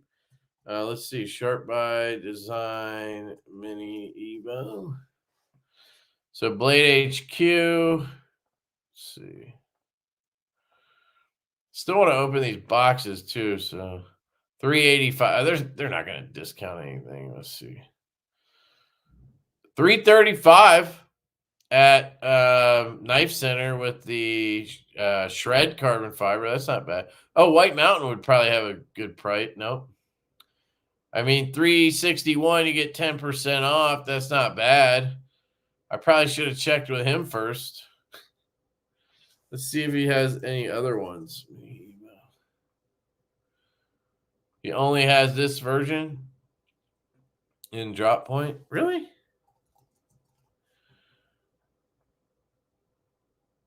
Yeah, it's the only one he has. Okay. GP knives. Oh, these are all in stock, but $425. See, that's the regular price. The purple one, if I could get that for $270, I'd be all over that. That's the one I wanted. St. Nick's has a, what is this? Oh, the micarta. Oh, what's that? Just a different picture of the purple. Looks pink. These are all sold out. Oh, wait. What's this? Mini Evo. So I don't know why these are all 361 and then Blade Capone had them for 3, but so this is Nebula. This is the Purple Haze. So he has it for 361 at St. Nick's. And they also have it says Nebula, but that looks like okay. It was just a lot of white. So yeah. Yeah, that looks so good in purple. Man, I'm kind of tempted now to just pick one up and see if it sounds better. I know, I'm crazy. But that closing sound. Does anybody have one of these? Can you confirm if yours is like that? Because I don't trust Ev with that. I feel like he could just live with it and not notice it or something.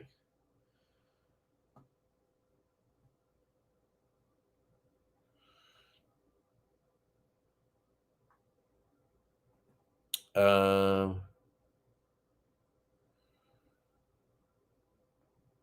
be wary of setting the. Oh, nah, you don't have to worry about that. They're not doing anything with it. I mean, I would fucking smoke them if they released the knife and with our design. I guess they could sell it to somebody who makes copies, but like we're not popular enough to make clones of shit. I don't know. If you're gonna get a knife made overseas, you're gonna have to. If you're gonna get a knife made overseas, you're gonna have to send a file. You're gonna have to do that. I mean, there's nothing else you can do, really. So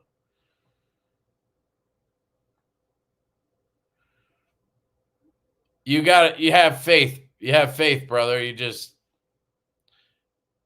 got to do it. I've never had an issue. I mean, I've shopped, like we've done design, like 3 prototypes, like different OEMs, the same knife. Never had an issue with anything. The OEMs that we're working with that are popular in the knife industry, they're not doing, unless they're selling it under the table to knockoff people or whatever. But again, nobody's looking for a knockoff Divo right now. You know what I mean? I have flashlights in my feed because I watch your flashlight videos, you jerk. So now I've started watching S2 Plus build videos, and now I'm interested in trying to build. Yeah, dude, that looks fun. I just don't have the small motor skills to be doing soldering and shit. Maybe eventually, but I don't know. Yeah, I mean, if you send the sketch, you're giving them the design. Either way, you're giving them the design. You know what I mean? So it doesn't make a difference if they put it into CAD or you send them the CAD. Because, dude, they got engineers over there. They'll CAD that shit up in a week. Like, it's crazy. So you just got to trust, I didn't think you were trolling. Kyle's just a dick. You're good. He's just a dick. That's all. We've used Chinese OEMs for our cosmetic and sunscreen line since 2014, and they have been fantastic. We have them sign a non-disclosure. Yeah, you could do that. I've never even thought about doing an NDA. You could ask them to, I guess, but just never done it. But again, China, they're not held to that. Like, you can have them sign whatever the fuck you want. It doesn't mean it's actually legally liable or anything, because they don't have to hold to any of those rules. But again, I don't think that's ever been an issue in this industry, so I wouldn't worry about it.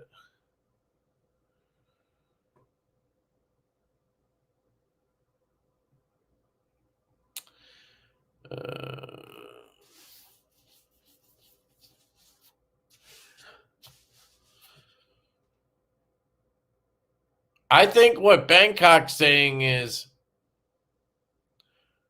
if you're working with an OEM and they're willing to sign an NDA, it kind of proves that they have some, you know what I mean? Like, they have some respect. Like, you know what I mean? I don't necessarily know if he's thinking it's 100% something that you could hold them on in court, right? But it's like a sign of good faith, at least they're willing to do something like that. Maybe that's kind of what he meant. And I think most of these OEMs would do that.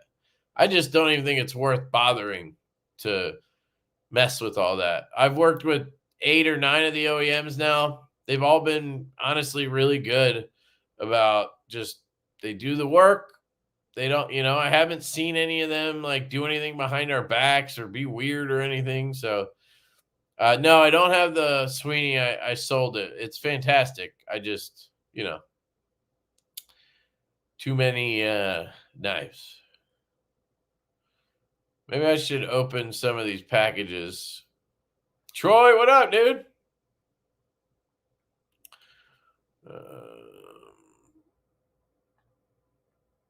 My iPhone flashlight is cool too. Oh, I get it. Ha ha. You know what I found out today? You can have your phone set to flash when you get a notification, which is pretty fucking cool. Or at least a text. So now when somebody texts me, it'll flash, so I'll see it better. I thought that was kind of cool, but it's in the accessibility settings. I had no idea you could do that. Hoku Twisty, and it's not acting right. Dude, I had a Hoku Twisty back in the day, and I had issues with it too. I kept like resetting the programming, and yeah, I don't know, man. The first things you want to do is make sure the driver's in there tight if you're willing to test that. And then make sure you have a fully charged battery. Make sure you're using a good 10440 battery. Like you should be using a vape cell or an eFest battery button top. I think they recommend flat top with the Twisty Hoku. So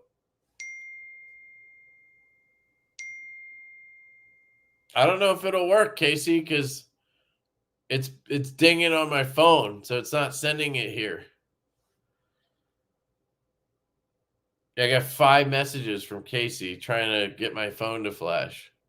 I thought it would do it too, but as soon as I started the live, it just pops up on my screen. It doesn't go through here. So I'd have to turn off. I don't even know how I would do that without fucking up everything. So nice try, though.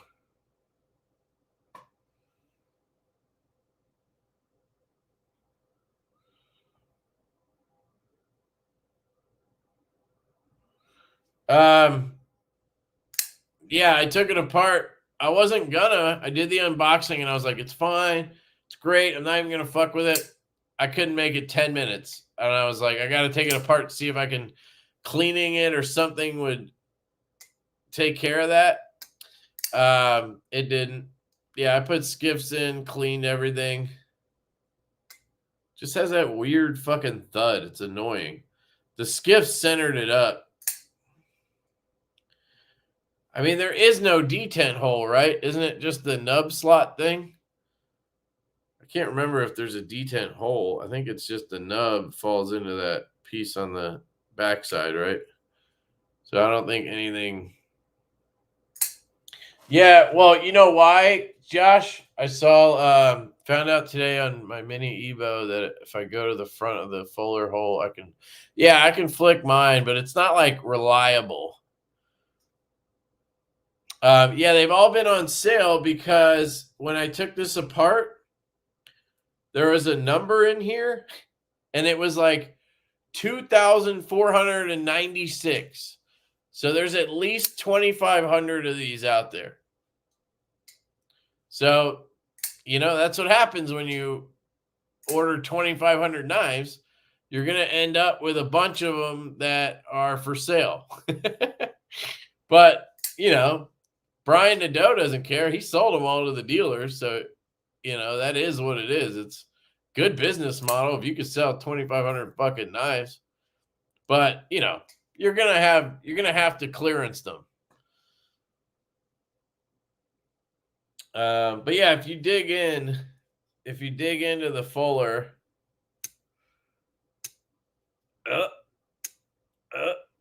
you can flick it, but it's not reliable, you know. Righty, it's a little better, but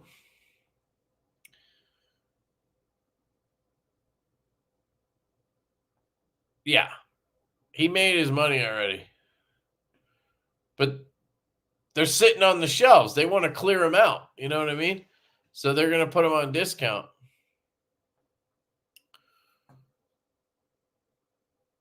NC Blade had them for sale.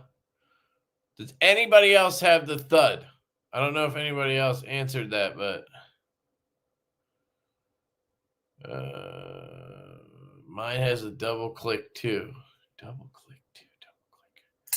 It's not a double click. It's just a thud. It sounds thuddy. It doesn't like click in place.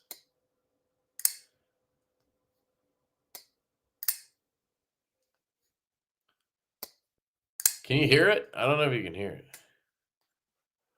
I have the harpoon version. Let me check. Okay, let's see.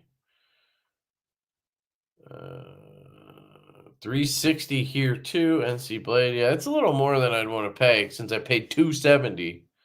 You know what I mean? I'll send you a DM. But what does it sound like? It's kind of hard sometimes over the phone or whatever to hear it. So I just need to hear if you guys have the. Ooh, you got a purple one? My apex closes soft as well. That's a good way to put it. Soft. It doesn't like click. It kind of just. I think it might. That's why I'm asking, because I think it might be inherent to the detent design, because it's a pyramid that it kind of drops into. It's not a ball that goes click, you know. So maybe it's just normal. My Mini Evo is the harpoon version. It makes a double click noise on. Oh, yes, open. It does that. Yes, that's normal. I'm wondering how that last click sounds. But you said click, which is already better.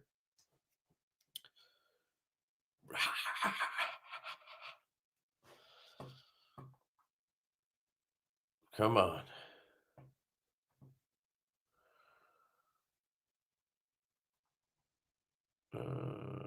Integrity, yeah. That was probably the word I was looking for there. Thank you.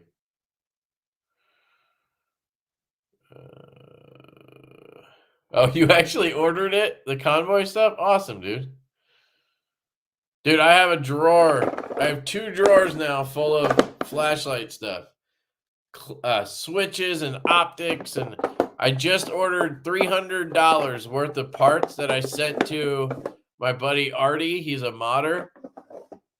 And I sent him 4 lights, and I sent him like $300 worth of parts. Plus, no, it was more like $500 worth of parts because of the tritium that I ordered a week before.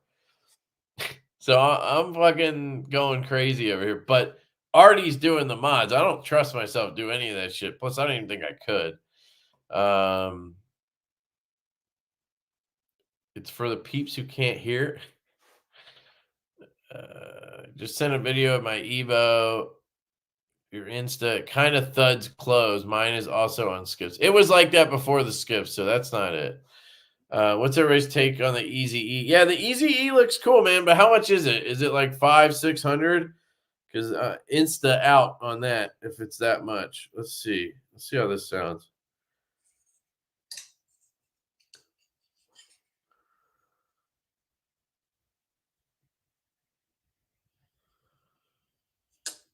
Oh yeah, identical. Yep. All right. So is it the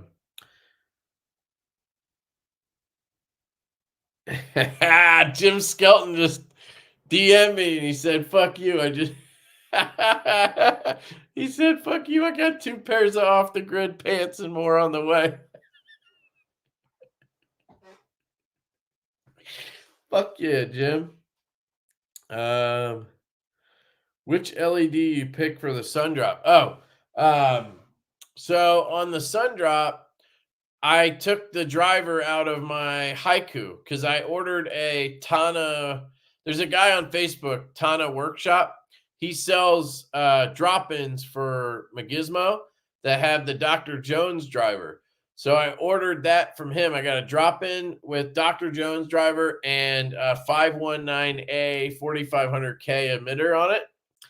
And so I'm going to get that, and then I'll put it in whichever light I want. So this one has my Haiku emitter, which is a Nichia 119V.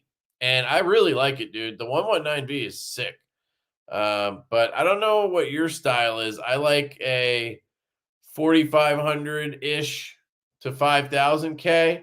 And I like it to be sort of like a rosy color, I guess. That's my preference, or whitish. So I don't know if you're still watching, Mirso. Where's that? Alicord, I don't see your video. Or maybe you said you were gonna do it. All right. But yeah, I think that confirms that it's just normal that it thuds.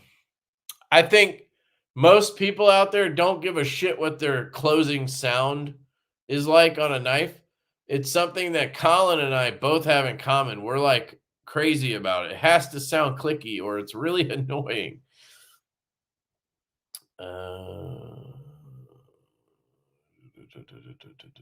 What battery are you using for your peanut? So what you want to get is you want to get these. You can get them on Amazon, dude. So you can get them delivered like Insta if you want. You can also get them on Illume.com. DM me and I'll show you. But on Amazon, they have these. They're Vape Cell M11s.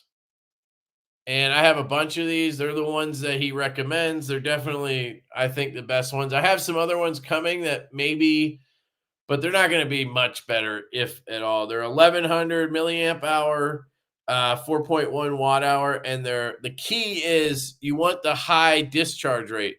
So this has a max continuous discharge of 9 amps. You want it up there, 9, 10. I think Keep Power has a 10 amp one. And that's on Amazon too. But you want flat top, 18350, purple M11. Just, they come in a set of 2 on Amazon for like $18. You can get them cheaper if you get them elsewhere, but then you got to wait longer and it's not Amazon. So whatever you want to do. This is the battery.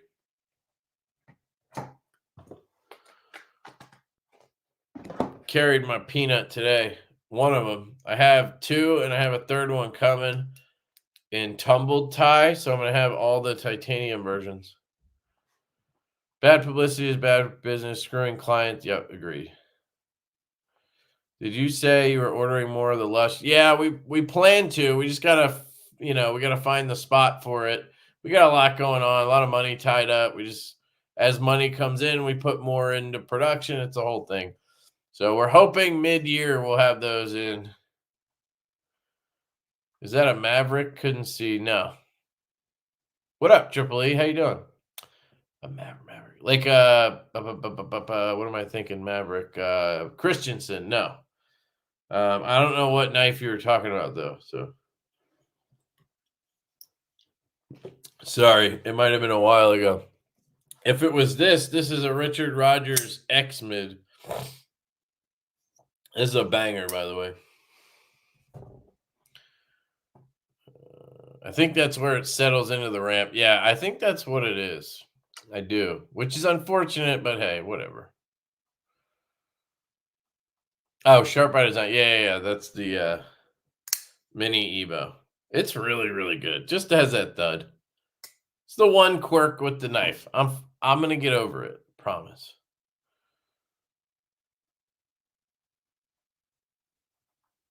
Not on the Harpoon model. The Fuller is a no-go. It's the same Fuller on both, I think. It's just you really got to dig in, dude. Some people aren't going to be able to do it.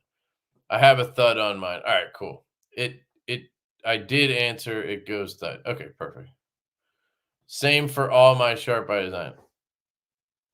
Perfect. Thank you, guys. It's a thuddy buddy. Not a satisfying click at all. Very soft. Okay. So that's just part of the detent system. You're gonna have trade-offs, so whatever. Oh, yep. I always go balls deep, man.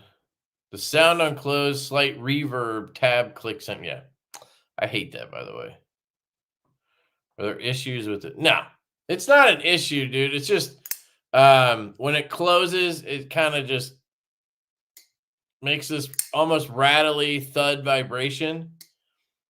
For people who are sensitive to acoustics like me, it's annoying. Like, I wish it clicked, you know?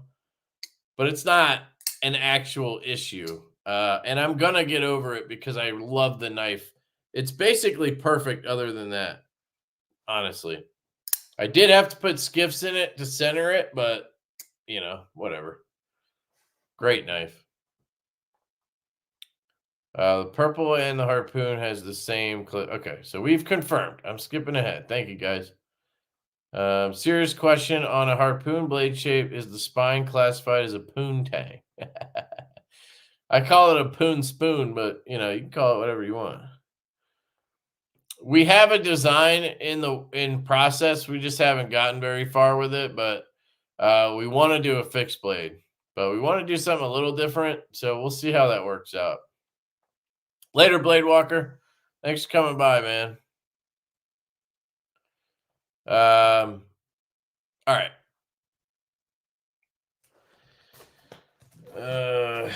I got stuff to unbox, so let's see what we got. This the unboxing knife is from this company called 9TIE-EDC, and apparently they told me they OEM'd that O knife folding utility knife, and it is identical. O knife had a like faux carbon fiber one they released a couple months ago or whatever, and apparently they OEM'd it.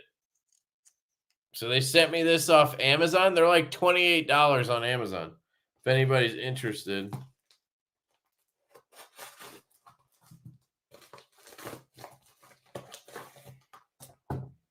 Ew, dude, it's a cold steel.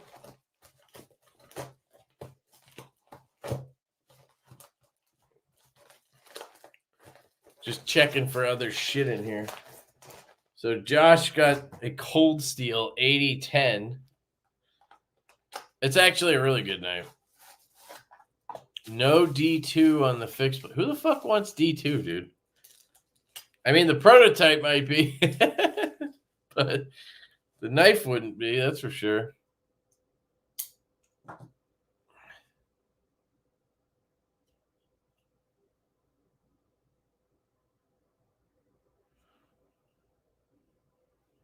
I was going to make you a Growler fixie so you could finally have an American Divo. Hell yeah, dude. Let's do it. Let's do Growler fixed blades made by Luck Knives. You want to do it? Dude, we're in. We're in on that. Just saying. People have been asking for a fixie Growler too. You could sell them. Just give us a little, give us a little piece. This is a nice knife, dude. I really like the 8010. It's probably their best knife, honestly. Fits the hand like a goddamn glove. You got that forward choil. The only thing about it is it's scary to one hand. Like, I don't want to die.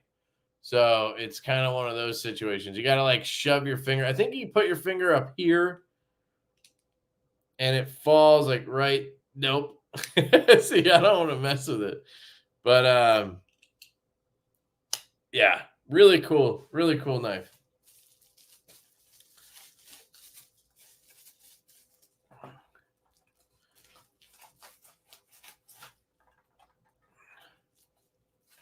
Your mom wants T2. Yeah, exactly. Growler fixie would be great. Just put your finger in the choil. You'll be fine. Yeah, but you got to be able to reach up there. I don't know if I can. Man, I don't have room for anything on this desk. All right, what else we got here? Joshua. Oh, shit's falling down.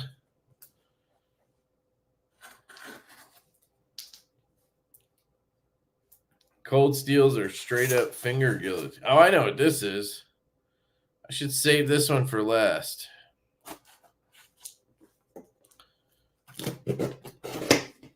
Yeah, I'm saving that one. Hold on.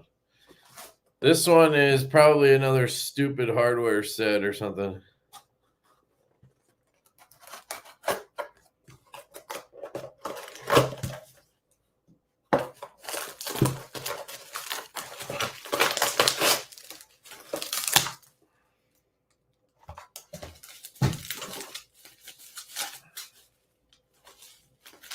This fucking guy. Dude. With this like $80 in filler tabs. Jesus Christ. Fucking filler tabs, dude.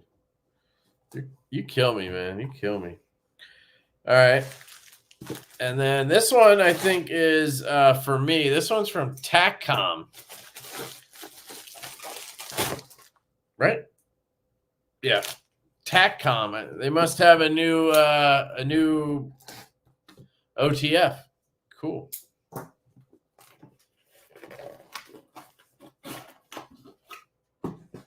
Oh, we got a note.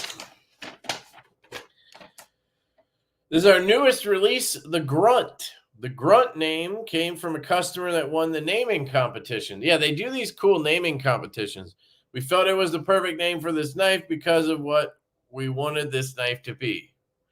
We wanted to make an OTF knife that was comfortable to carry and hold and use, so the Grunt is a little bigger and wider than our typical OTF knives. We kept the blades to sheep's foot and drop point, which means I want the sheep's foot, which means this is going to be a drop point, because we felt those have the highest utility and easiest to sharpen. The blades are stonewashed, so if you use it and abuse it, it doesn't show. The idea was to design a knife for first responders or military, so the name Grunt does make sense. We thought the knife would be perfect to place on the vest pocket. The operator can grab it easily and deploy it with one hand. These were the design thoughts behind the Grunt. 3.7-inch blade length. M390. That's cool. And we have aluminum 6061. All right, cool. And this is from Shane over at TACCOM. I'm telling you, because I want the sheep's foot. It's going to be a drop point. It's just how it works. Just how it works. Not that I'm complaining. The guy sent me a knife. I'm just saying. Best Tech M390 and super high quality, but def first responder knife. Oh, is this the one with the seatbelt cutter? Yes, it is. Extra hardware is always nice. So here it is. Yeah, it has the seatbelt cutter.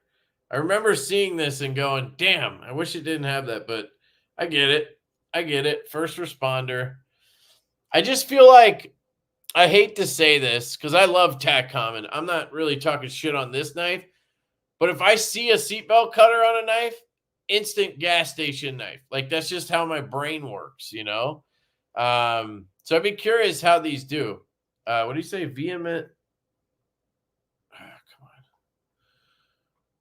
Vehement Knives already has a knife called the Grunt. Cease and desist. Yeah. Well, luckily it's not a CRKT, because CRKT is fucking the cease and desist champs. Overready Boss is sold out with the 4. Oh. I have to get the 3500 519A, but I don't like lights that yellow. I prefer 45. So here's what I would suggest, Neville. Go on Instagram and DM Dan from Overready. If you need his info, hit me up. I'll send it to you. His name is Dan. He might be able to help you out. Maybe he has one laying around, or he can put one together for you. I don't know. But 5,000K is good. If they might not have that, though. But I like the amber with the 4500. I love the amber. That might be my favorite color. Anyway, sorry. I fucking called it. Drop point. This actually probably looks better though, so I like it. I just think it's funny that no matter, it's whatever I want, the opposite happens. It's like you know how when you put a USB into a USB port, like a USB A, right? You have a 50-50 chance that you have that USB A turn the right way. I will always have it upside down. Or when you go to plug in something into an outlet you have the big tongue and the little tongue, I will always have it backwards. It's just for some reason my luck. I don't know why. This is nice, man.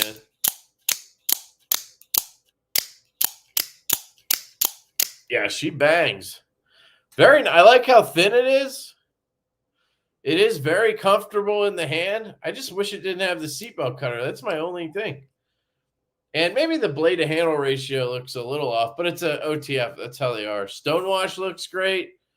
Blade feels nice. It's sharp. Reversible clip. That's awesome. Yeah, I dig it. She fires too. It's TacCom knives. TacCom.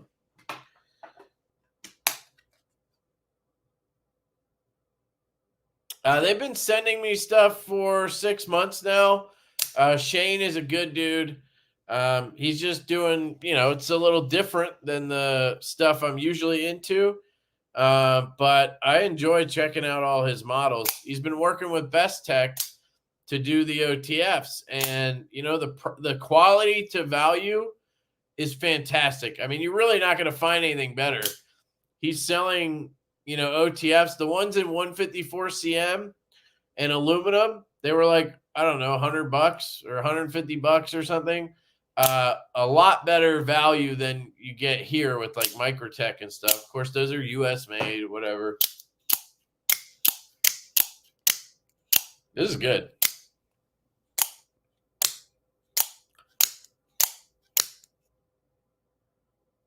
Oh, yeah, you're right, dude. It is the seatbelt cutter. That's correct. That's why the blade handle's off. Because there's a fucking hole back there.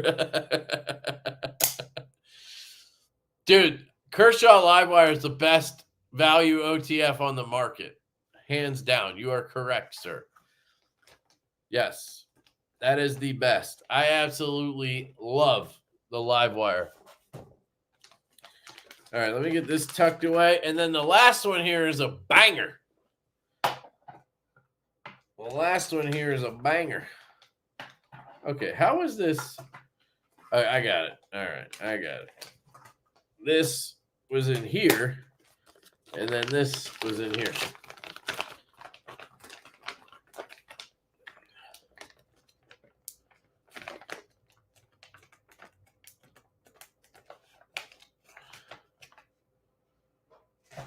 When you need a seatbelt cutter, you may not have an angle that would allow a sharp and pointy bit not to stab the trapped person. Oh, somebody asking why you would need that? The fuck out of here. All right, let's check this out. So this is a new CKF that Josh bought. What's this? The joke card and a little sleeve. Thank you. What do sea monsters eat? Fish and chips. And then it says, laugh out loud. They're laughing at their own joke.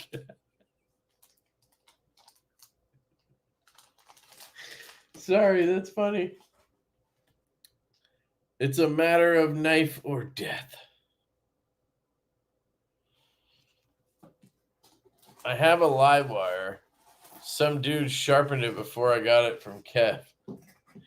That was Kyle Coonley, man. I think so, right? Kyle, didn't you sharpen that live wire for me? So this looks like extra hardware and stuff. I don't know what it is. It's a lot. Extra inlays or something, bolsters and a clip. Man, you get a lot of extras with this. Cool. So this is the Davless or the Daveless. This is the, what's his name? Design. You know who it is. David LeSpec. S90V and Damasteel. Damn, dude. Oh, no, wait. Those are the options. Oh, dude. This is gnarly. This is gnarly.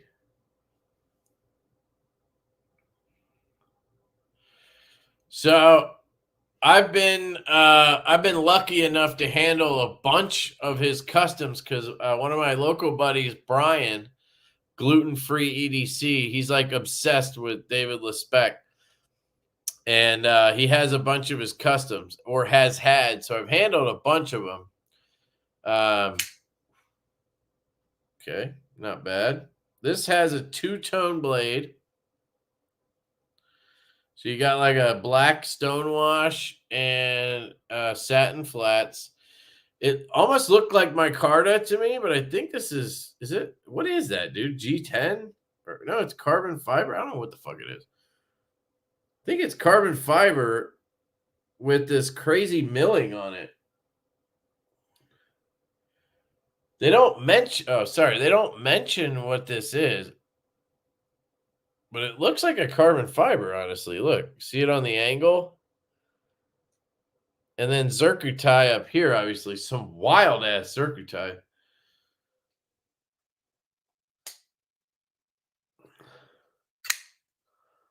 Now, the biggest issue with LeSpecs is if you do this, your finger's getting chopped out, your thumb.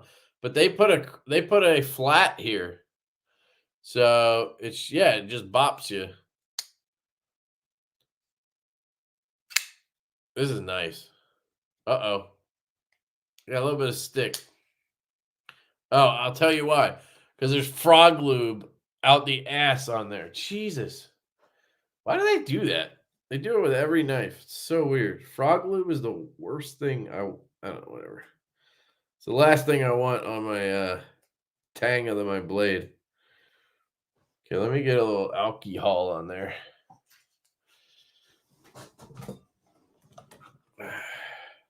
That's not for me. Looks like a wee. I guess it kind of does, but if you know David LeSpec, I mean, he's a legend. The D10 on this is pretty good, Josh. I've heard a lot of them are really light.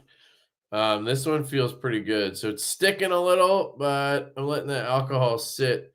Does seem to have a lock bar insert, so shouldn't be just straight titanium. It's breaking in nice too. Front flipper's solid.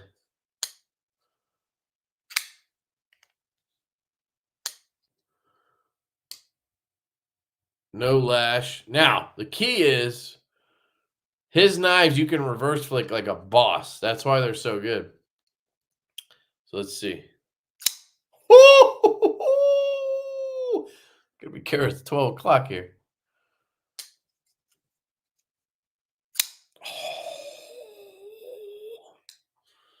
Dude, and the ergos choke. Oh, man, I kind of want this. Josh, I don't know if this is going to make it to Australia, bro. Got a little bit of stick, but I'm pretty sure it's going to wear in. Yeah, it just keeps wanting to put frog lube on the tank. You're going to have to take it apart and just clean it because they lube the shit out of this thing. It's like everywhere. Oh, fuck. Dude, I've flicked this thing, what, 10 times? I mean, the action is already like almost there, almost drop shut.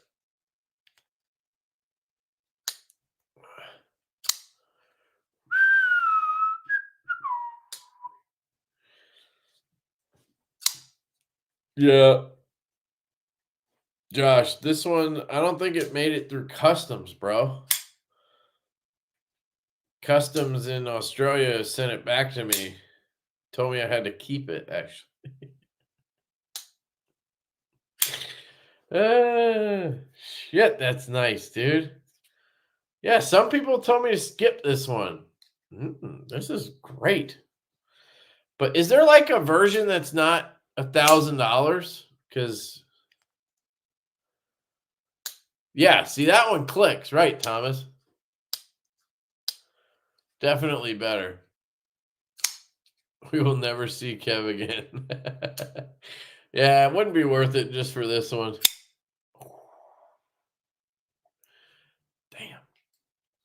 Damn. What happened? Brett, you have one you're going to give me? Is that what you said? The pivots like to walk right off the bat and scratch the blade. Oh shit, yeah, it's walking already. That's why the action. So wait, does this screw tighten the pivot or just put the inlay on?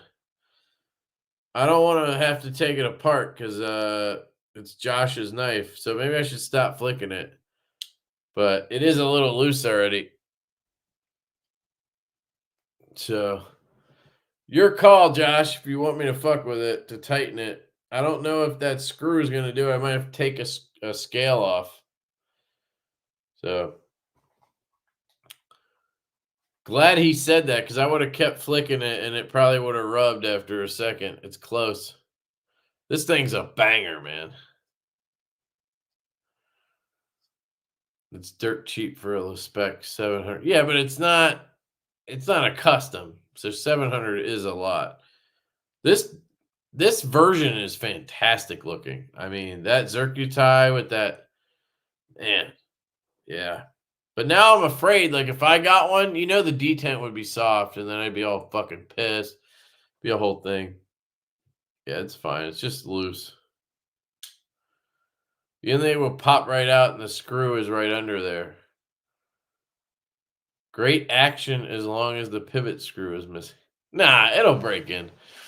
I'll let Josh, he can tell me if he wants me to tighten it. I'm not going to put a tool to it yet. Yeah, the clip looks nice too. So, banger, you got to stop opening or else. Yep, exactly. Are CKFs on the same level as Koenig or Shiro? No. They are not. These are made in China by an OEM. We don't know who the OEM is. They're good, but they're not that good. They just do really nice designs and finishing, milling stuff. So they do have that appeal, like they're really expensive, but I don't think they're crazy. You know what I mean? Nah, he says tighten it if you want. It's not that I want, dude. It's whether you want me to do it or not. I can put it in the box and not touch it again. That's your call. So let me put this in here. Sour Patch Kids. I'll let you keep those this time. I usually eat them.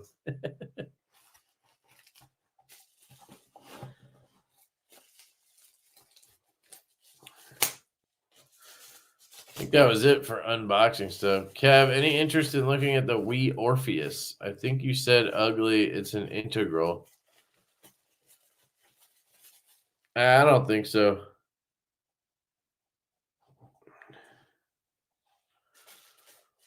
I don't know why I'm not the biggest Wii fan. Like, I'll check them out occasionally if something comes out that I think is interesting, but I don't know. It would be cool to do a video on this, but I'll forget before I ship it to you. If I remember, then I'll tighten it and then I'll do a video, but otherwise, I'm just going to wrap it up because I don't want to be responsible. Oh.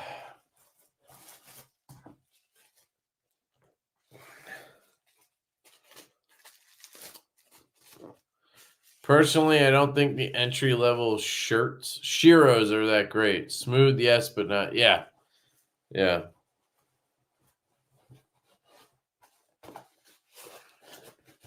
IF23. What is IF23? I'm going to put these filler tabs in here in the box.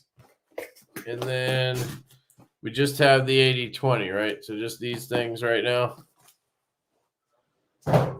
I'll put them right there. Josh, you got to let me know if you have more coming or whatever. So, all right, let's do this giveaway. This was for the TACCOM. Trying to keep track of everything.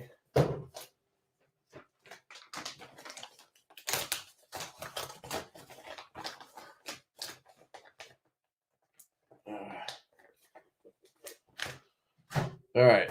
This was for the MSR flashlight. I'll leave that here until I review it. Okay. Checking into the stream. Did I miss the Growler prototype? Yeah, we talked about them earlier. Here's the bronze one with the gray DLC or PVD, and here's see, strong as fuck belt satin. I feel like I'm noticing a little sharp spot right there. Is that just the light hitting that corner? It's just a light. Or is that from the belt? Interesting how the grind comes up like above the hole there. Might be worth making that flush. I don't know why. Yeah, gotta look at that.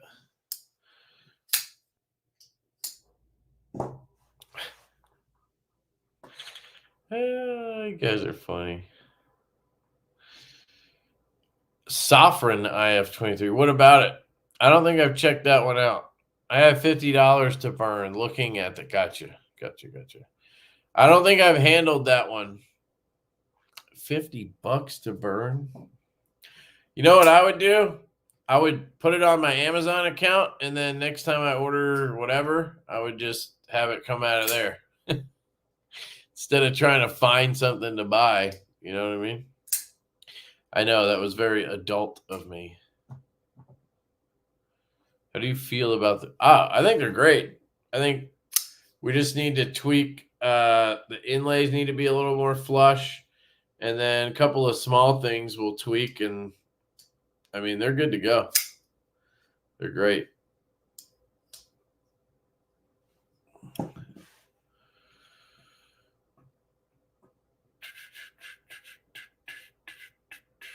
Just got my Stout V2 in the mail. Amazing. All right. What should we do for a giveaway? StreamYard giveaway tool. Oh, I can just do Growler, I guess.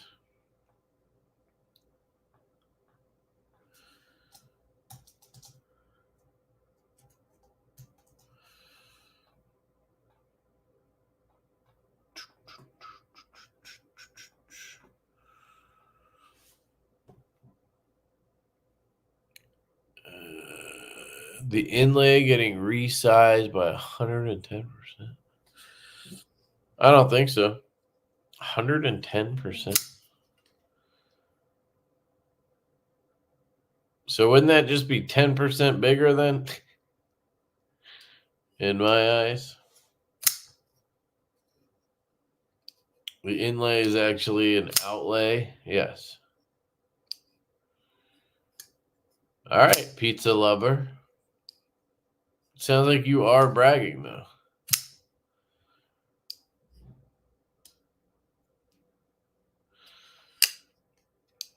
I feel like We Knives has decided to,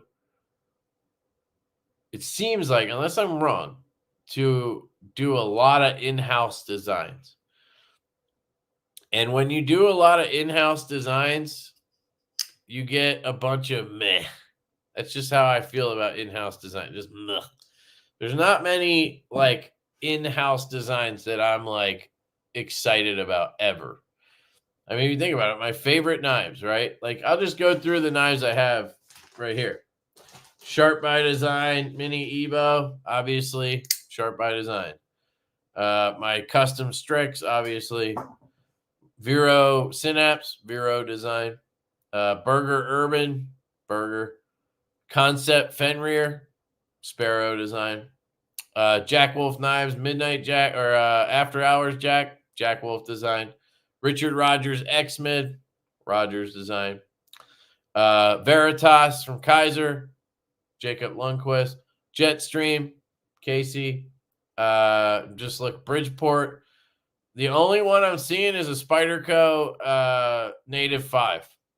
And that's a Spyderco. So it's a U.S. design, but still in-house, I guess. It's Glesser. But they're designers, I guess. You know, I have a Ferrum Forge Stinger. That's Ferrum Forge. I have an Asher. That's an Asher. I have the QSP Hedgehog. That one's an in-house design. I think that's the only one other than the Native 5. out of all the knives I'm just looking at, you know, like take a look at your collection. How many of the knives are in-house designs from Chinese companies and how many are designed by somebody else? I feel like those are the ones that you want. And we doesn't do a lot of that anymore. Or I just miss them all. I don't know. It's one of the older ones. Check out my video from last week. I did a video on it. It's a modded one. Jack Wolf knives are old designs. Yeah, but they're still good designs.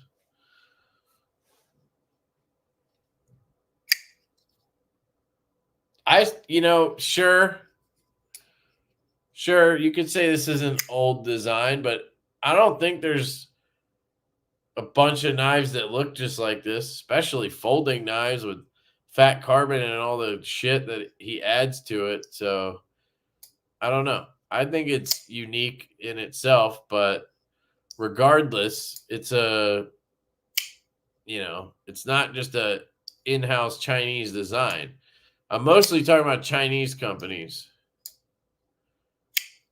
US, I feel like, I don't know, it's a little different.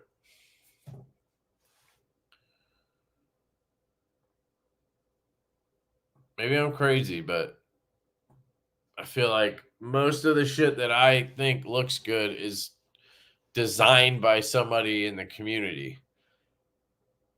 But I guess that kind of makes sense for me. Let me pull that up.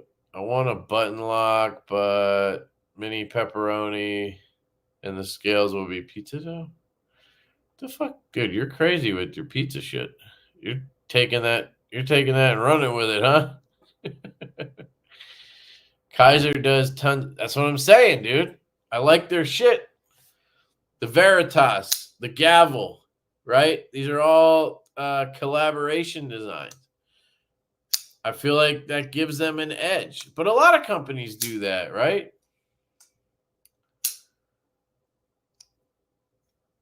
I mean, I think a lot of companies do. Like, here's a cool Vosteed that just came out, the Griffin. I really never thought I'd like this until I handled it, and I love it. This is a RS Knifeworks design.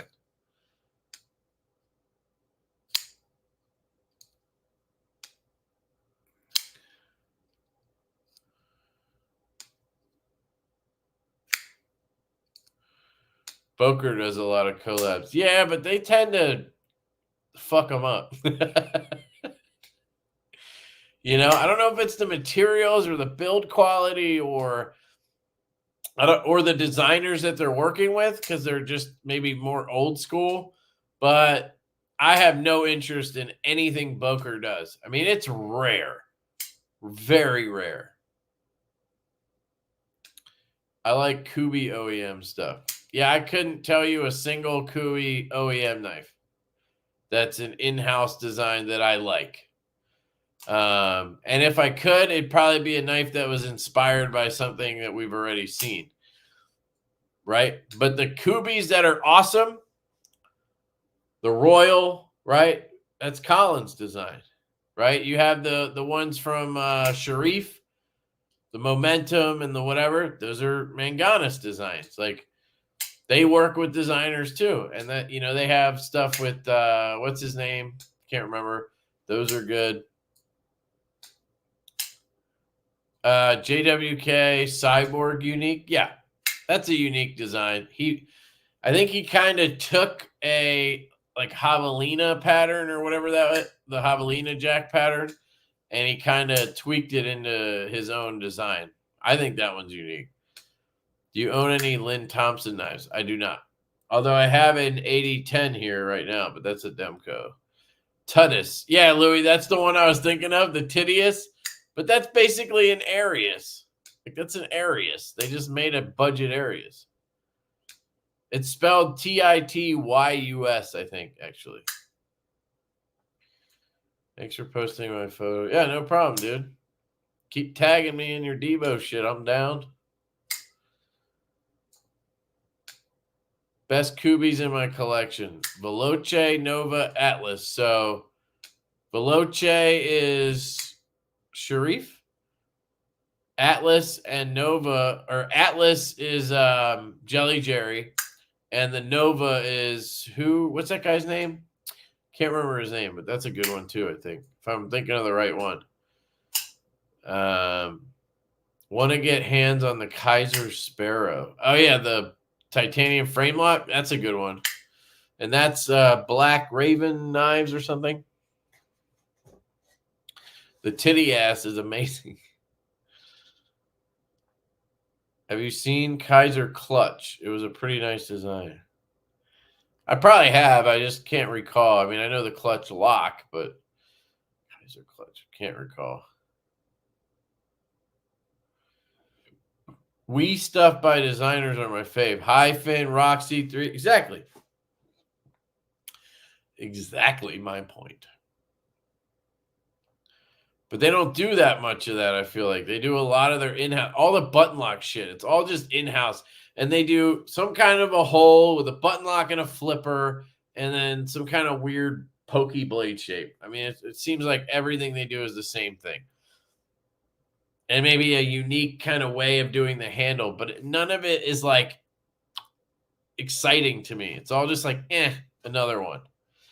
You know? It's a little reminiscent of early Wii when they had the star-shaped fucking pivots and shit or whatever. They just had these really weird out there designs. Somebody's designing them, obviously. None of them interest me. And I kind of feel like the Exiton and the Nefarious, all those, they all just seem like the same shit again. But I'm an old curmudgeon, apparently, you know. Keanu's cool. He's new on the stage.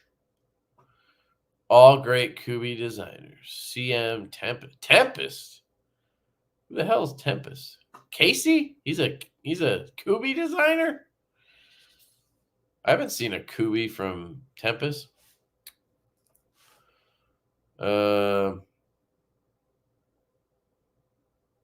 Tucson is pretty much all collabs, and they come out with some amazing stuff.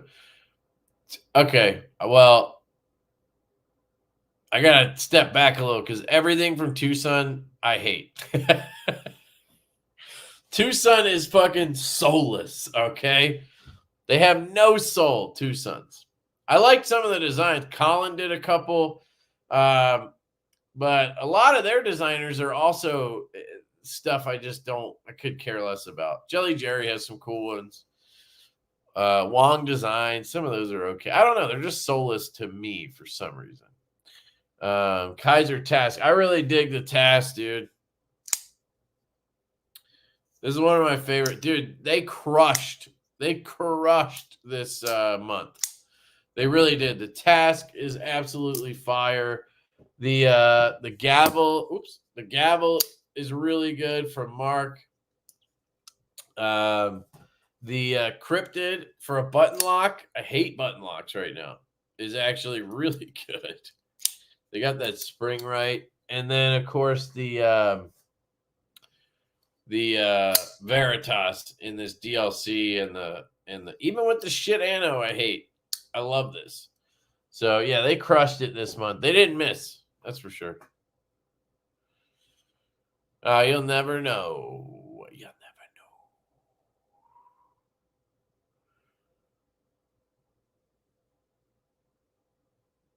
know.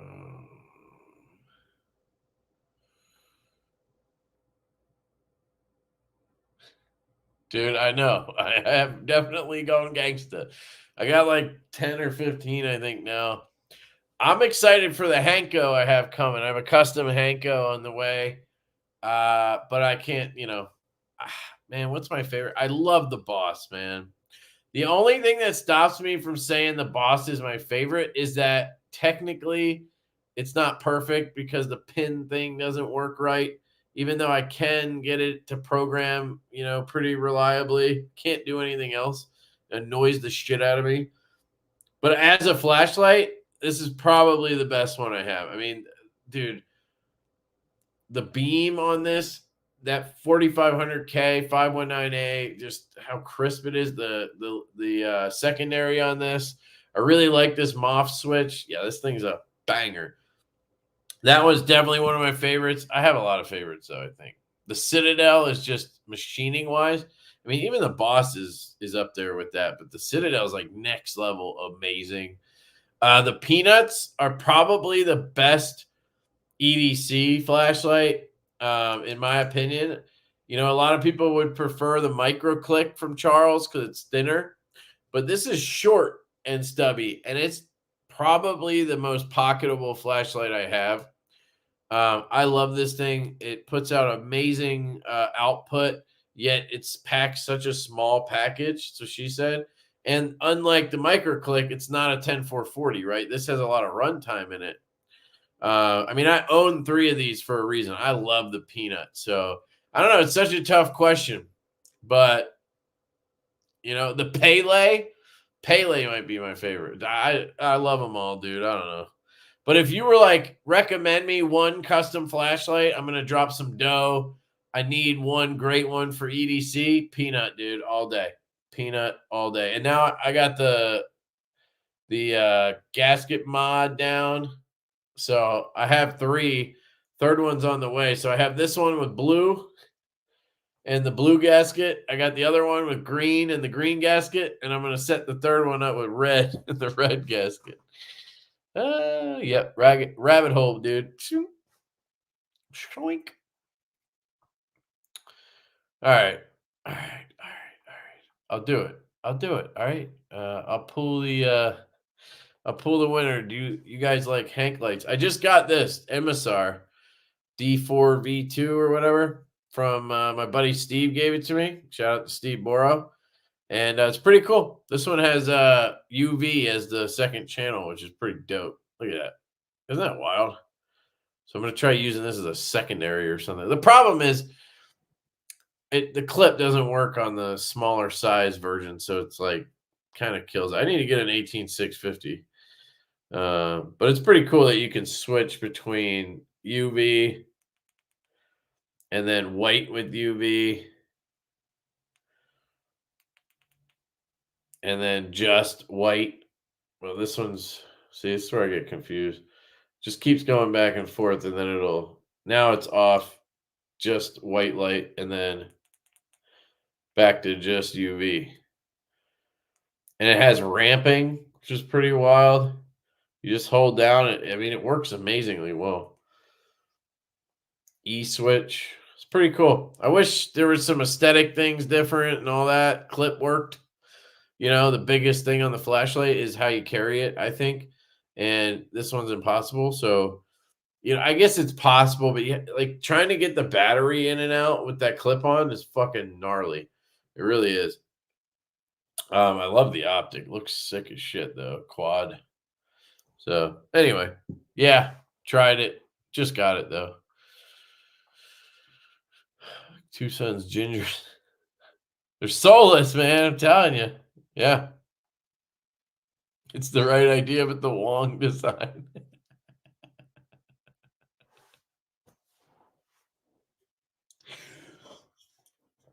Oh, shit, dude.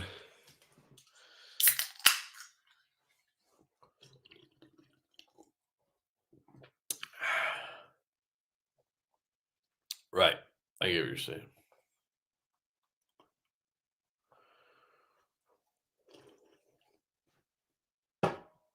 Yep. Casey's just copying me, copying us, going to concept. I'm just kidding. We're buddies. We talk. We give trade secrets back and forth. That's the way you do things around here. All right. I don't know what you guys said because rabbit hole, bro. You fell into a sinkhole. Have you ever, like, it happens to me with everything, man. Earlier this year or last year, I went through the pen thing. Remember? I had like 50 pens in a couple months. Just how it goes. I did fidgets like 2 years ago. Yes, they are very good. I did have to send mine back to get it warranted because the memory wasn't working right. But hopefully that'll come back and it'll be fine. I did ask him. I was like, "Hey, could you switch it to a 5000K? Because I should have ordered that to begin with, but haven't heard back." And he was supposed to send me a Cylon to check out. the Jim Skelton design. So we'll see if that happens. Be excited to check one of those out.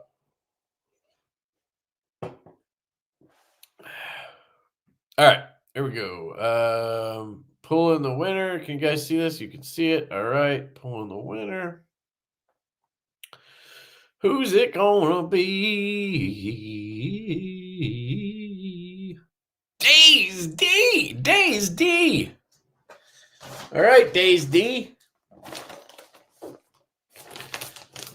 I'm gonna rip that and close that, strip that, fold that, and shut that. Boom. Dazed D. Okay, up in here. Dazed D up in here. Where's my Sharpie? Are they both over there? Don't be dumb. Don't be dumb. Oh, there it is. Dazed D, hit me up, dude. LeftyEDC 88@gmail.com. Here is the Mark Smith, the best Sharpie in the world. Titanium bolt action. Dazed D. Oh, one thing I was thinking we should do is I was thinking we should go on Amazon and find a flashlight. You know how they have the ones that are like, they say they have 100,000 lumens and they're like $28. I was thinking we could buy one of those and then we could test it out. I don't know why I want to do that, but I kind of want to. I gave you my email address there, dude. Email me your address. That's all I need. Let me go to Amazon and see here. Let's see. Share. Hopefully it doesn't share all my info. Most lumens flashlight. Let's see. Oh, Olight's on the list, 4,600, but you know, they're close to legit. That's the thing. 4,000 from Nightcore. Now, I'm not trying to actually spend money. 1,000 thousand? What the hell is 1,000 thousands? Is that even you can't even write like that. That's a million, dude. Rechargeable spotlight, handheld million lumen flashlight. Yeah, okay. Like that's what I'm talking about right there. Ooh, I really like these Warriors. I really want to try one of those. So this one comes 900,000 lumens, and there's 2 of them. There's no way. Now, this looks promising. Look how big that is. I don't know. I think I like that one, the big one. I still want to try this EDC 27. They wouldn't send me one. Dude, I'm digging this one right here. What do you guys think? What do you guys think? $34. We're talking 220,000 lumens, dude. Zoomable, long handheld tactical flashlight.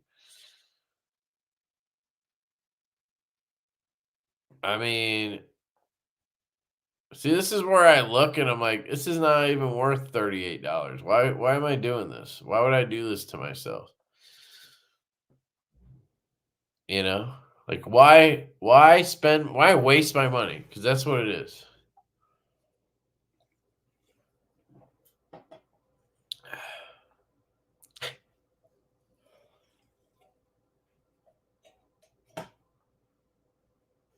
Dude, that is so funny. Check this out.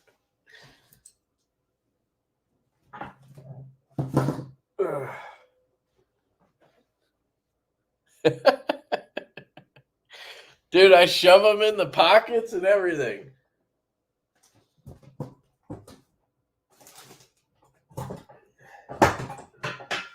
You are not alone, brother. I'm just like, ooh, another one? Chuck it in there. Yeah, I agree. I think I'm going to forget it. Every time I think to do that, I look and then I'm like, nah. All right, I got to piss like a racehorse. So I'm going to wrap it up here. yeah, thanks, guys. Appreciate you coming out as usual. Congrats to Dazed D for the win. Email me your address, sir. And yeah, I don't know. I think that's it, guys. I love you. I appreciate you. I'll see you next Thursday because this Saturday is Said Stevie's live. Oh, we're closing in on I think we're closing in on 20,000 subs or something. Hold on, let me check the channel. I should probably know this, but I don't. We're at 19,789. So what's that? We need 211 subs to get to 20K. So go tell your friends to subscribe to LeftyEDC. All right. I would appreciate it. Check me out on Instagram or whatever. Use my links, buy some shit so I can get some money and, have money. I don't know. What else do you do with the money? All right.